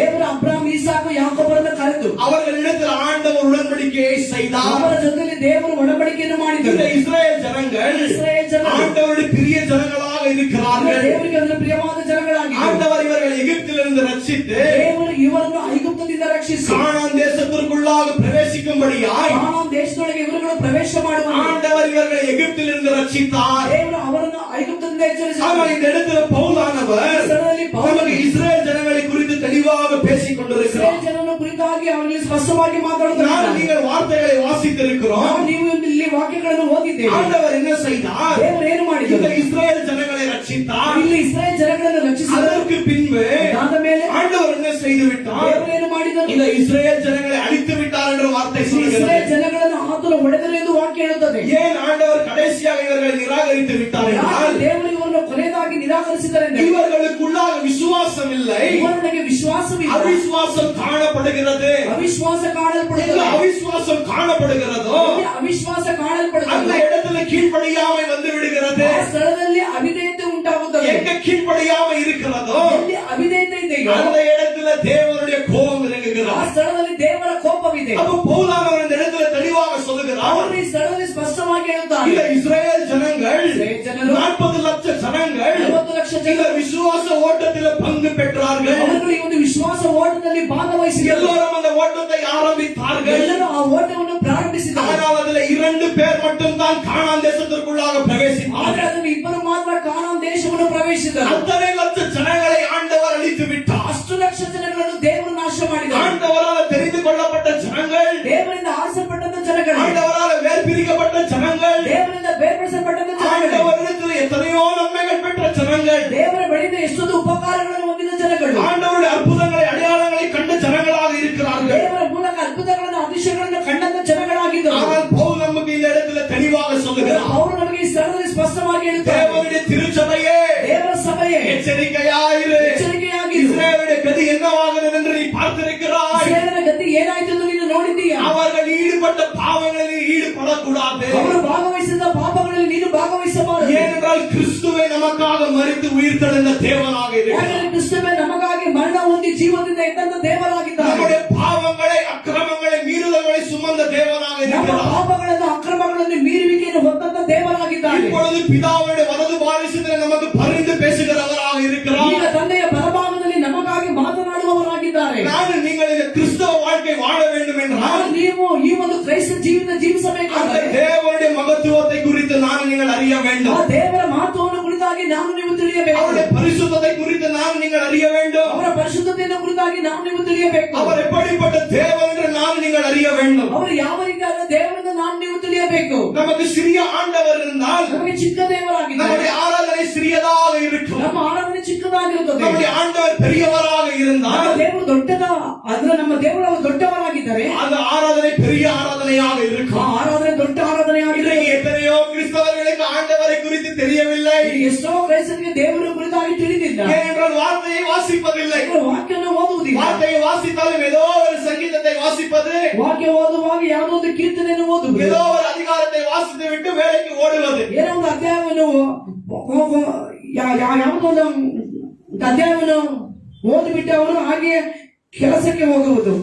கர்த்தருடைய நாமத்திற்கு மகிமை ಕರ್ತನ உண்டாகுவதாக. ನಾಮಕ್ಕೆ ಮಹಿಮೆ அப்ப ಉಂಟಾಗಲಿ. நானும் நீங்களும் எச்சரிக்கையாக ನಾವು இருக்க வேண்டும். ಎಚ್ಚರಿಕೆಯಾಗಿರಬೇಕು. பவுலானவர் பவுலானவர் வரலாற்றிலிருந்து நம்மளை எச்சரித்துக் கொண்டிருக்கிறார். ಚರಿತ್ರೆಯಿಂದ ನಮ್ಮನ್ನು ಎಚ್ಚರಿಸುತ್ತಿದ್ದಾರೆ. கிறிஸ்தவ ஜனங்களே, ಕ್ರೈಸ್ತ ಜನಗಳೇ, நானும் நீங்கள் ஒரு ஓட்டத்திலே இருக்கிறோம். ನಾವು ನೀವೊಂದು ಓಟದಲ್ಲಿ அது ಇದ್ದೇವೆ. என்ன ஓட்டம் என்றால் ಅದು ಏನು ಓಟವೆಂದರೆ விசுவாச ஓட்டமாக ವಿಶ್ವಾಸ இருக்கிறது. ಓಟವಾಗಿದೆ. நானும் நீங்களும் நானும் நீங்களும் இந்த ஓட்டத்தை சரியாக ஓடி முடிக்க ಈ வேண்டும். ಓಟವನ್ನು ಸರಿಯಾಗಿ ಓಡಿ ಮುಗಿಸಬೇಕು. அநேக ஜனங்கள் இப்படியாக நினைத்துக் கொண்டிருக்கிறார்கள். ಅನೇಕರು ಹೀಗೆ நான் ನೆನೆಸುತ್ತಿದ್ದಾರೆ. சபைக்கு வருகிறேன், ಸಭೆಗೆ ಬರುತ್ತೇನೆ, ஞானஸ்தானம் பெற்றிருக்கிறேன், ಹೊಂದಿದ್ದೇನೆ, தேவனுடைய பந்தியில பங்கு பெறுகிறேன், ದೇವರ ಪಂಕ್ತಿಯಲ್ಲಿ ಪಾಲ್ಗೊಳ್ಳುತ್ತೇನೆ, நான் தேவனுடைய பிள்ளை, ನಾನು ದೇವರ நான் ಮಗನು, ராஜ்யத்திற்குள்ளாக ನಾನು பிரவேசித்துள்ளேன். ರಾಜ್ಯಗಳಿಗೆ ಪ್ರವೇಶ ಮಾಡಿ. அப்பொழுது பவுலானவர் ಅದರಿಂದ ಪೌಲನು இந்த இடத்துல என்ன சொல்லுகிறார்? ಅದರಲ್ಲಿ ಏನು ಹೇಳುತ್ತಾರೆ? இவர்கள் ஆண்டவரிடத்தில் எல்லா விதமான ஆவிக்குரிய ஆசீர்வாதங்களை அனுபவித்த ஜனங்களாக இருந்தாலும் ಎಲ್ಲಾ ವಿಧದಲ್ಲೂ ದೇವರಿಂದ ಆತ್ಮಿಕವಾದ ಆಶೀರ್ವಾದಗಳನ್ನು ಅನುಭವಿಸಿದಂತ ಒಂದು ಜನಗಳಾಗಿದ್ದರು ಕೂಡ ஆனால் இவர்களை ஆண்டவர் அழித்து விட்டார். ಆದರೂ ದೇವರು ಇವರನ್ನು ಹೊಡೆದರು ಎಂದು ದೇವರ ವಾಕ್ಯ ಹೇಳುತ್ತದೆ. நான் நீங்கள் இந்த உலகத்திலே ನಾನು ನೀವು ಈ ಲೋಕದಲ್ಲಿ ஆண்டவரிடத்திலிருந்து எல்லா நன்மைகளை பெறலாம், ದೇವರಿಂದ ಎಲ್ಲ ಉಪಕಾರಗಳನ್ನು ஆவிக்குரிய ಹೊಂದಬಹುದು, காரியங்களை பெறலாம், ಆತ್ಮಿಕವಾದ ಕಾರ್ಯ ಹೊಂದಬಹುದು, உலகத்திற்குரிய காரியங்களை பெறலாம். ಲೋಕದ ರೀತಿಯ ಕಾರ್ಯ ಹೊಂದಬಹುದು. ஆனால் இதெல்லாம் ಆದರೆ ಇದೆಲ್ಲ நாங்கள் தேவனுடைய பிள்ளைகள் என்று ದೇವರ ಮಕ್ಕಳಿಂದ நமக்கு ஆதாரம் அல்ல. ಅದು ನಮಗೆ ಆಧಾರವಲ್ಲ. நமக்குள்ளாக ஆவிக்குரிய கனிகள் இருக்கிறதா? ನಮಗೆ ಆತ್ಮಿಕವಾದ ಫಲವಿದೆಯಾ? கிறிஸ்துவினுடைய குணாதிசயம் இருக்கிறதா? ಕ್ರಿಸ್ತನ ಒಂದು ಸ್ವಭಾವವಿದೆಯಾ? நம்முடைய வாழ்க்கை மாறப்பட்டிருக்கிறதா ನಮ್ಮ என்று ಜೀವಿತ ಮಾರ್ಪಟ್ಟಿದೆಯಾ ಎಂದು எங்களே நாங்கள் சோதித்து பார்க்க வேண்டும். ನಮ್ಮನ್ನು ನಾವೇ ಶೋಧಿಸಿ ನೋಡಬೇಕು. நம்முடைய கிரியைகளிலே நாங்கள் விசுவாசம் ನಮ್ಮ வைக்கக்கூடாது. ಕ್ರಿಯೆಗಳಿಗೆ ನಾವು ವಿಶ್ವಾಸ ಬಿಡಬಾರದು. கிறிஸ்து செய்து முடித்த கிரியைகளின் மேல நான் நீங்கள் விசுவாசம் வைக்க வேண்டும். ಕ್ರಿಸ್ತನು ಮಾಡಿ ಮುಗಿಸಿದಂತ ಆ ಒಂದು ಕಾರ್ಯಗಳ ಮೇಲೆ ನಾವು ವಿಶ್ವಾಸ அவர் ಮಾಡಬೇಕು. நமக்காக சகலவற்றையும் செய்து முடித்து ಅವರು விட்டார். ನಮಗಾಗಿ ಸಕಲವನ್ನು ಮಾಡಿ ಮುಗಿಸಿದ್ದಾರೆ. ஆவிக்குரிய காரியங்களை முடித்து விட்டார். ಆತ್ಮಿಕವಾದ ಕಾರ್ಯಗಳನ್ನು ಮಾಡಿ இப்பொழுது ಮುಗಿಸಿದ್ದಾರೆ. ஆண்டவர் என்ன விரும்புகிறார்? ಈಗ ದೇವರು ಏನು என்னால ಬಯಸುತ್ತಾರೆ? வேர் பிரிக்கப்பட்ட ஜனங்கள் ಅದು ದೇವರ ಮೂಲಕವಾಗಿ ಬೇರ್ಪಡಿಸಲ್ಪಟ್ಟ என்னுடைய மகத்துவத்தை என்னுடைய பிள்ளைகள் அறிய வேண்டும். ನನ್ನ ಮಕ್ಕಳು ನನ್ನ ಮಾತನ್ನು ತಿಳಿಯಬೇಕು. இவர்கள் எனக்கு கொடுக்க வேண்டிய கணத்தை கொடுக்க வேண்டும். ಇವರು ನನಗೆ ಕೊಡಬೇಕಾದಂತ ಘನತೆಯನ್ನು எனக்கு ಸಲ್ಲಿಸಬೇಕು. செலுத்த வேண்டிய ஆராதனை வழிகளை செலுத்த வேண்டும் என்று ನನಗೆ ಸಲ್ಲಿಸಬೇಕಾದಂತ ಆರಾಧನೆ ನೀವು ಸಲ್ಲಿಸಬೇಕು. ஆண்டவர் நம்மிடத்திலிருந்து அநேக காரியங்களை எதிர்பார்க்கின்ற தேவனாக ದೇವರು ನಮ್ಮ இருக்கிறார். ಬಳಿಯಿಂದ ಅನೇಕ ಕಾರ್ಯಗಳನ್ನು ಎದುರು ನೋಡುವಂತಹ ದೇವರಾಗಿದ್ದಾರೆ. அப்ப பவுலானவர் இப்படியாக சொல்லுகிறார், ಅವನಿಗೆ ಹೇಳುತ್ತಾರೆ, இவர்கள் எல்லோரும் இவர்களெல்லாரும் மேக ஸ்தம்பம் இவர்களுக்கு மேலே இருந்தது. ಮೇಘ ಸ್ತಂಭ ಇವರ ಮೇಲೆ ಇತ್ತು. ஆண்டவர் காலையில ದೇವರು ಬೆಳಗ್ಗೆ மேக ஸ்தம்பமாகவும் ಮೇಘ ಸ್ತಂಭವಾಗಿ ராத்திரியில ಹಾಗೂ ರಾತ್ರಿಯಲ್ಲಿ அக்கினி ஸ்தம்பமாகவும் ಅಗ್ನಿ ಸ್ತಂಭವಾಗಿ இந்த ஜனங்களை நடத்தி கொண்டிருந்தார். ಈ ಜನಗಳನ್ನು ನಡೆಸುತ್ತಾ ஆண்டவருடைய பிரசன்னமானது ದೇವರ ಪ್ರಸನ್ನತೆ இந்த இஸ்ரேல் ஜனங்களின் மேலே இருந்தது. ಇಸ್ರಾಯೇಲ್ ಜನಗಳ ಮೇಲೆ ಇತ್ತು. ஆண்டவர் இவர்களை 40 வருட காலம் நடத்தி கொண்டிருந்தார். ದೇವರು ಇವರನ್ನು 40 ವರ್ಷಗಳ ಕಾಲ ನಡೆಸಿದರು. அது மட்டுமல்ல, இரண்டாவது வசனம் இப்படியாக சொல்லுகிறது, ಮಾತ್ರ ಎರಡನೇ ವಚನ ಹೀಗೆ ಹೇಳುತ್ತದೆ, எல்லாம் மோசேக்குள்ளாக ಎಲ್ಲರೂ ಮೋಶೆಯೊಳಗೆ ஞானஸ்தானத்தை பெற்றிருந்தார்கள். ದೀಕ್ಷಾ ಸ್ಥಾನವನ್ನು ಹೊಂದಿದ್ದರು. மோசே அத்தனை ஜனங்களுக்கு ஞானஸ்தானம் கொடுக்கவில்லை. ಮೋಶೆಯು ಅಷ್ಟು ಜನರಿಗೆ ದೀಕ್ಷಾ ಸ್ಥಾನವನ್ನು ಕೊಡಲಿಲ್ಲ. ஆனால் இவர்கள் எல்லோரும் மோசஸுடைய லீடர்ஷிப் அண்டர்ல இருந்த ஜனங்களாக ಆದರೆ இருந்தார்கள். ಇವರೆಲ್ಲರೂ ಮೋಶೆಯ ಒಂದು ನಾಯಕತ್ವದ ಕೆಳಗೆ ಇದ್ದಂತ ಜನಗಳಾಗಿದ್ದರು. ஆண்டவர் யாரை வைத்து 40 வருட காலம் இஸ்ரேல் ஜனங்களை நடத்தினார்? ದೇವರು ಯಾರು ಇಟ್ಟುಕೊಂಡು ಇಸ್ರಾಯೇಲ್ ಜನಗಳನ್ನು 40 ವರ್ಷಗಳ ಕಾಲ ನಡೆಸಿದರು? மோசையின் மூலமாய். ಮೋಶೆಯ ಮೂಲಕ. அதுதான் இந்த வார்த்தை சொல்லுகிறது. ಅದೇ ವಾಕ್ಯ ಹೇಳುತ್ತದೆ. அது மட்டுமல்ல, இவர்கள் எல்லோரும் ஆவிக்குரிய போஜனையை சாப்பிட்டார்கள். ಎಲ್ಲರೂ ಆತ್ಮಿಕವಾದ ಭೋಜನವನ್ನು ತಿಂದರು. ஆண்டவர் 40 வருட காலங்கள் ದೇವರು 40 ವರ್ಷಗಳ இவர்களுக்கு பரலோகத்திலிருந்து மன்னாவை கொடுத்தார். ಇವರಿಗೆ ಪರಲೋಕದಿಂದ ಮನ್ನವನ್ನು ಕೊಟ್ಟರು. ஒரு நாளும் ஆண்டவர் இவர்களுக்கு தேவையான காரியங்களை கொடுத்தார். ಪ್ರತಿನಿತ್ಯ ಇವರಿಗೆ ಬೇಕಾದಂತ ಅಗತ್ಯತೆಗಳನ್ನು ದೇವರು ಸಲ್ಲಿಸಿದರು. ஆண்டவர் இவர்களை போஷித்தார். ದೇವರು ಇವರನ್ನು ಪೋಷಿಸಿದರು. ஆண்டவர் இவர்களை வழி நடத்தினார். ದೇವರು ಇವರನ್ನು ನಡೆಸಿದರು. அது மட்டுமல்ல, 4வது வசனம் சொல்லுகிறது, ಅದು ಮಾತ್ರವಲ್ಲ, 4ನೇ ವಚನ ಹೇಳುತ್ತದೆ, எல்லோரும் ஒரு கண்மலையிலிருந்து தண்ணீரை குடித்த ಎಲ್ಲರೂ ಒಂದೇ ஜனங்களாக. ಬಂಡೆಯಿಂದ ಬಂದಂತ ದೈವಿಕವಾದ ಆ ಒಂದು ನೀರನ್ನು அந்த ಕುಡಿಯುತ್ತಿದ್ದರು. கண்மலை யார் ಆ என்றால் ಬಂಡೆ ಯಾರು? ஆண்டவராக இயேசு கிறிஸ்து என்ற வார்த்தை ಕರ್ತನಾದ சொல்லுகிறது. ಯೇಸು ಕ್ರಿಸ್ತನ ವಾಕ್ಯ இந்த ಹೇಳುತ್ತದೆ, 40 வருட காலங்கள் ಇಲ್ಲಿ 40 ವರ್ಷಗಳ ಕಾಲ இயேசு கிறிஸ்து இவர்களோடு இருந்தார். ಯೇಸು ಕ್ರಿಸ್ತನ ಇವರ ಜೊತೆಯಲ್ಲಿ ஆண்டவர் இவர்களை நடத்தி கொண்டிருந்தார். ದೇವರೇ ಇವರನ್ನು ನಡೆಸುತ್ತಿದ್ದರು. எப்பொழுதுமே ஆண்டவர் இவர்களை நடத்தி கொண்டிருந்தார். ಯಾವಾಗ ದೇವರು ಇವರನ್ನು ನಡೆಸುತ್ತಿದ್ದರು? இவர்கள் ஆண்டவருடைய மகிமையை கண்ட ஜனங்களாக இருந்தார்கள். ಇವರು ದೇವರ ಮಹಿಮೆಯನ್ನು ಕಂಡಂತ ಜನಗಳಾಗಿದ್ದರು. ஆனாலும் 5வது வசனத்தில் இப்படியாக ಆದರೆ இருக்கிறது, 5ನೇ ವಚನದಲ್ಲಿ ಹೀಗೆ ಹೇಳುತ್ತದೆ, ஆனாலும் இந்த ஜனங்களுக்குள்ளாக ಆದ್ರೆ ಈ ಜನರೊಳಗೆ ஆண்டவர் பிரியமில்லாமல் இருந்தார். ದೇವರು ಸಂತೋಷ ಪಡಲಿಲ್ಲ. இந்த காரணத்தினாலே ಈ ಕಾರಣದಿಂದ ஆண்டவர் அவர்களை அழித்து போட்டார் என்று ದೇವರು ಅವರನ್ನು ನಾಶ ಮಾಡಿದ್ದಾರೆ ಎಂದು ವಾಕ್ಯ ಹೇಳ್ತದೆ. இவர்கள் ஆண்டவருடைய நன்மைகளை கண்ட ஜனங்கள், ಇವರು ದೇವರಿಂದ ಒಳ್ಳೆಯ ಕಾರ್ಯಗಳನ್ನ ಕಂಡಂತ ಜನಗಳು, ஆண்டவருடைய அற்புதங்களை பார்த்த ஜனங்கள், ದೇವರ ಅದ್ಭುತವನ್ನು ದೇವರ ಅದ್ಭುತವನ್ನು ಕಂಡಂತ ಜನಗಳು, இவர்கள் ஆண்டவரை முகமுகமாக தரிசித்த ஜனங்கள், ಇವರುಗಳು ದೇವರನ್ನು ಮುಖಮುಖವಾಗಿ ದರ್ಶಿಸಿದ ಜನರು, ஆண்டவர் இவர்களுடைய மத்தியில இருந்தார்கள். ದೇವರು ಇವರ ಮಧ್ಯದಲ್ಲಿ ಇದ್ದರು. ஆனாலும் இந்த ஜனங்கள் ಆದರೂ ಈ ಜನರು கானான் தேசத்திற்குள்ளாக பிரவேசிக்கவில்லை. ಕಾನಾನ್ ದೇಶದೊಳಗೆ ಪ್ರವೇಶ ಮಾಡಲಿಲ್ಲ. ஏனென்றால் அவிசுவாசம், ಯಾಕೆಂದ್ರೆ அவிசுவாசமானது ಅವಿಶ್ವಾಸವಾದ பயங்கரமான பாவமாக ಅದು இருக்கிறது. ಭಯಂಕರವಾದ ಪಾಪವಾಗಿದೆ. எதற்காக அந்நிய ஜனங்கள் நரகத்திற்கு போகிறார்கள் என்றால் ಅದಕ್ಕಾಗಿ ಅನ್ಯ ಜನರು ನರಕಕ್ಕೆ ಹೋಗುತ್ತಾರೆ. அவிசுவாசத்தின் மூலமாக. ಅವಿಶ್ವಾಸದ நீங்கள் ஆண்டவரின் மேல விசுவாசம் இருந்தால் ನೀವು ದೇವರ ಮೇಲೆ ವಿಶ್ವಾಸವಿದೆ, ராஜ்யத்திற்குள்ளாக பிரவேசிப்போம். ರಾಜ್ಯದೊಳಗೆ ಪ್ರವೇಶ ಮಾಡುತ್ತೇವೆ. ஆனால் அவிசுவாசம் இருந்தால் ಆದರೆ ಅವಿಶ್ವಾಸವಿಲ್ಲ, நீங்கள் ராஜ்யத்திற்குள்ளாக பிரவேசிக்க முடியாது. ನೀವು ರಾಜ್ಯದೊಳಗೆ ಹೋಗಲು ಸಾಧ್ಯವಿಲ್ಲ ಎಂದು நான் சொல்லவில்லை, இயேசு கிறிஸ்துவே சொல்லிக் ನಾನು கொண்டிருக்கிறார். ಹೇಳಲಿಲ್ಲ, ಯೇಸು ಕ್ರಿಸ್ತನೇ ಹೇಳ್ತಿದ್ದಾರೆ. இந்த காரணத்தினால எச்சரிக்கையாக ಈ இருங்கள். ಕಾರಣದಿಂದ ಎಚ್ಚರಿಕೆಯಾಗಿ. இத்தனை நன்மைகள் பார்த்த ஜனங்கள், ಇಷ್ಟು ಒಳ್ಳೆಯದನ್ನು ನೋಡಿದ ಜನರು, ஆண்டவருடைய அற்புதங்களை கண்ட ஜனங்கள், ದೇವರ ಅದ್ಭುತವನ್ನು ಕಂಡ இவர்கள் ಜನರು ஆண்டவரை ஆராதிக்காமல் ದೇವರನ್ನು ಆರಾಧಿಸಿದರು. இவர்கள் என்ன செய்கிறார்கள்? ಏನು ಮಾಡುತ್ತಾರೆ? இவர்கள் விக்கிர ஆராதனைகளுக்குள்ளாக ಇವರು ஈடுபடுகிறார்கள். ವಿಗ್ರಹ ಆರಾಧನೆಗೆ ಭಾಗವಹಿಸುತ್ತಾರೆ. ஆண்டவருக்கு விரோதமாய் பாவம் செய்கிறார்கள். ದೇವರಿಗೆ ವಿರೋಧವಾಗಿ ಪಾಪ ಮಾಡ್ತಾರೆ. ஆண்டவருக்கு விரோதமாய் முறுமுறுக்கிறார்கள். ದೇವರಿಗೆ ವಿರೋಧವಾಗಿ மோசேக்கு விரோதமாய் எழும்பி நிற்கிறார்கள். ಮೋಶೆಗೆ ವಿರೋಧವಾಗಿ ನಿಲ್ಲುತ್ತಾರೆ. அப்பொழுது பவுல் இந்த இடத்துல சொல்லுகிறார், ಪೌಲನ ಈ ಸ್ಥಳದಲ್ಲಿ இந்த ಹೇಳ್ತಾರೆ, இஸ்ரவேல் ஜனங்கள் இஸ்ரவேல் ಜನರು விசுவாச ஓட்டத்திலே தோற்று போன ವಿಶ್ವಾಸದ ஜனங்கள். ಓಟದಲ್ಲಿ ಸೋತು ಹೋಗುವಂತ ஆண்டவரே, உன்னுடைய திருச்சபையே, ದೇವಸಭೆಯೇ, நீ எச்சரிக்கையாயிரு. ಎಚ್ಚರಿಕೆಯಾಗಿ. ஆண்டவர் உனக்கு கொடுத்த ஓட்டத்தை நீ சரியாக ஓடி முடிக்க வேண்டும். ದೇವರು ನಿನಗೆಂದು ಕೊಟ್ಟಂತ ಓಟವನ್ನು ಸರಿಯಾಗಿ ಓಡಿ ನೀನು ಮುಗಿಸಬೇಕು. உன்னுடைய கிறிஸ்தவ வாழ்க்கை நீ எப்படி ஆரம்பித்தாய் என்று முக்கியமல்ல, ನಿನ್ನ ಒಂದು ಕ್ರೈಸ್ತ ಜೀವಿತ ಹೇಗೆ ನೀನು ಪ್ರಾರಂಭ ಮಾಡಿದೆ ಎಂಬುದು ಮುಖ್ಯವಲ್ಲ, அதை நீ எப்படி முடிக்கிறாய் என்பதுதான் முக்கியமாக ಅದನ್ನು இருக்கிறது. ಹೇಗೆ ನೀನು ಮುಗಿಸಿದೆ ಎನ್ನುವುದು ಬಹಳ ಮುಖ್ಯವಾಗಿದೆ. எப்படி நம்முடைய கிறிஸ்தவ வாழ்க்கை நாங்கள் ஆரம்பித்தோமோ ಹೇಗೆ ನಾವು ಒಂದು ಕ್ರೈಸ್ತ ಜೀವಿತವನ್ನು ಪ್ರಾರಂಭಿಸಿದೆವು, அதை சரியாக நான் நீங்கள் ஆண்டவருடைய கிருபையின் மூலமாய் முடிக்க ಅದು வேண்டும். ಸರಿಯಾಗಿ ನಾನು ನೀವು ದೇವರ ಕೃಪೆಯ ಮೂಲಕವಾಗಿ ಮುಗಿಸಬೇಕು. எத்தனையோ ஊழியக்காரர்கள், ಎಷ್ಟೋ ಸೇವಕರು, எத்தனையோ விசுவாசிகள், ಎಷ್ಟೋ ವಿಶ್ವಾಸಿಗಳು, அவருடைய ஊழியங்களை நன்றாக ஆரம்பித்த ஜனங்கள், ಅವರ ಸೇವೆಯನ್ನು ಚೆನ್ನಾಗಿ ಪ್ರಾರಂಭ ಮಾಡಿದ ಜನ, ஆண்டவரை பின்தொடர்ந்த ஜனங்கள், ದೇವರು ಹಿಂಬಾಲಿಸಿದ ಜನ, ஆனால் கடைசியாக இவர்களை ஆண்டவரை மறுதலித்து போய்விட்டார்கள். ಎರಡಾಗಿರುವ ದೇವರನ್ನ ನಿರಾಕರಿಸಿ ಹೋಗಿಬಿಟ್ಟರು. நானும் நீங்கள் சாகும் வரை எச்சரிக்கையாக இருக்க ನಾನು வேண்டும். ನೀವು ಸಾಯುವವರೆಗೆ ಎಚ್ಚರಿಕೆ ಆಗಿರಬೇಕು. பவுல் என்ன சொல்லுகிறார்? ಪೌಲನು ಏನು ಹೇಳ್ತಾನೆ? நீங்கள் விசுவாசத்திலே இருக்கிறீர்களா என்று ನೀವು ವಿಶ್ವಾಸದಲ್ಲಿ ಇದ್ದೀರಾ ಎಂದು ஒரு நாளும் உங்களை நீங்கள் சோதித்து பாருங்கள். ಪ್ರತಿದಿನ ನಿಮ್ಮನ್ನು ನೀವು ಶೋಧಿಸಿ ನೋಡಿ. நாங்கள் உண்மையாகவே ஆண்டவருடைய பிள்ளைகளாக இருக்கிறோம். ನಾವು ನಿಜವಾಗ್ಲೂ ದೇವರ ಮಕ್ಕಳಾಗಿದ್ದೇವೆ. ஆண்டவருடைய சித்தத்தை நிறைவேற்றிக் கொண்டிருக்கிறோம். ದೇವರ ಚಿತ್ತವನ್ನು ನೆರವೇರಿಸುತ್ತಿದ್ದೇವೆ. ஆண்டவருக்கு பிரியமாய் வாழுகிறோமா என்று ದೇವರಿಗೆ ಪ್ರಿಯವಾಗಿ ಜೀವಿಸುತ್ತೇವೆ. எங்களை நாங்கள் சோதித்து பார்க்க வேண்டும். ನಮ್ಮನ್ನು ನಾವೇ ಶೋಧಿಸಿ ನೋಡಬೇಕು. நான் நீங்கள் இந்த ஓட்டத்தை சரியாக ஓடி முடிக்க ನಾವು வேண்டும். ನೀವು ಈ ಒಂದು ಓಟವನ್ನು ಸರಿಯಾಗಿ ಓಡಿ ಮುಗಿಸಬೇಕು. ஒலிம்பிக்ஸ்ல ஓடுகிற ஜனங்கள் ಒಂದು ಒಲಿಂಪಿಕ್ ಅಲ್ಲಿ ಓಡುವಂತ எப்படி வேணாலும் ஓடலாமா? ಹೇಗಾದ್ರೂ ಓಡಬಹುದಾ? இல்ல, அதுக்கு சில ரூல்ஸ் அண்ட் ரெகுலேஷன்ஸ் ಇಲ್ಲ, இருக்கு. ಅದಕ್ಕೆ ಕೆಲವು ಕ್ರಮಬದ್ಧಗಳಿವೆ. அந்த ரூல்ஸ் அண்ட் ரெகுலேஷன்ஸ் நீங்கள் ஃபாலோ பண்ணாமல் இருந்தால் ಆ ಕ್ರಮಬದ್ಧಗಳನ್ನು ನೀವು ಹಿಂಬಾಲಿಸದ ಹೋದರೆ அவர்கள் என்ன செய்து விடுவார்கள்? நம்மை டிஸ்குவாலிஃபை செய்து விடுவார்கள்.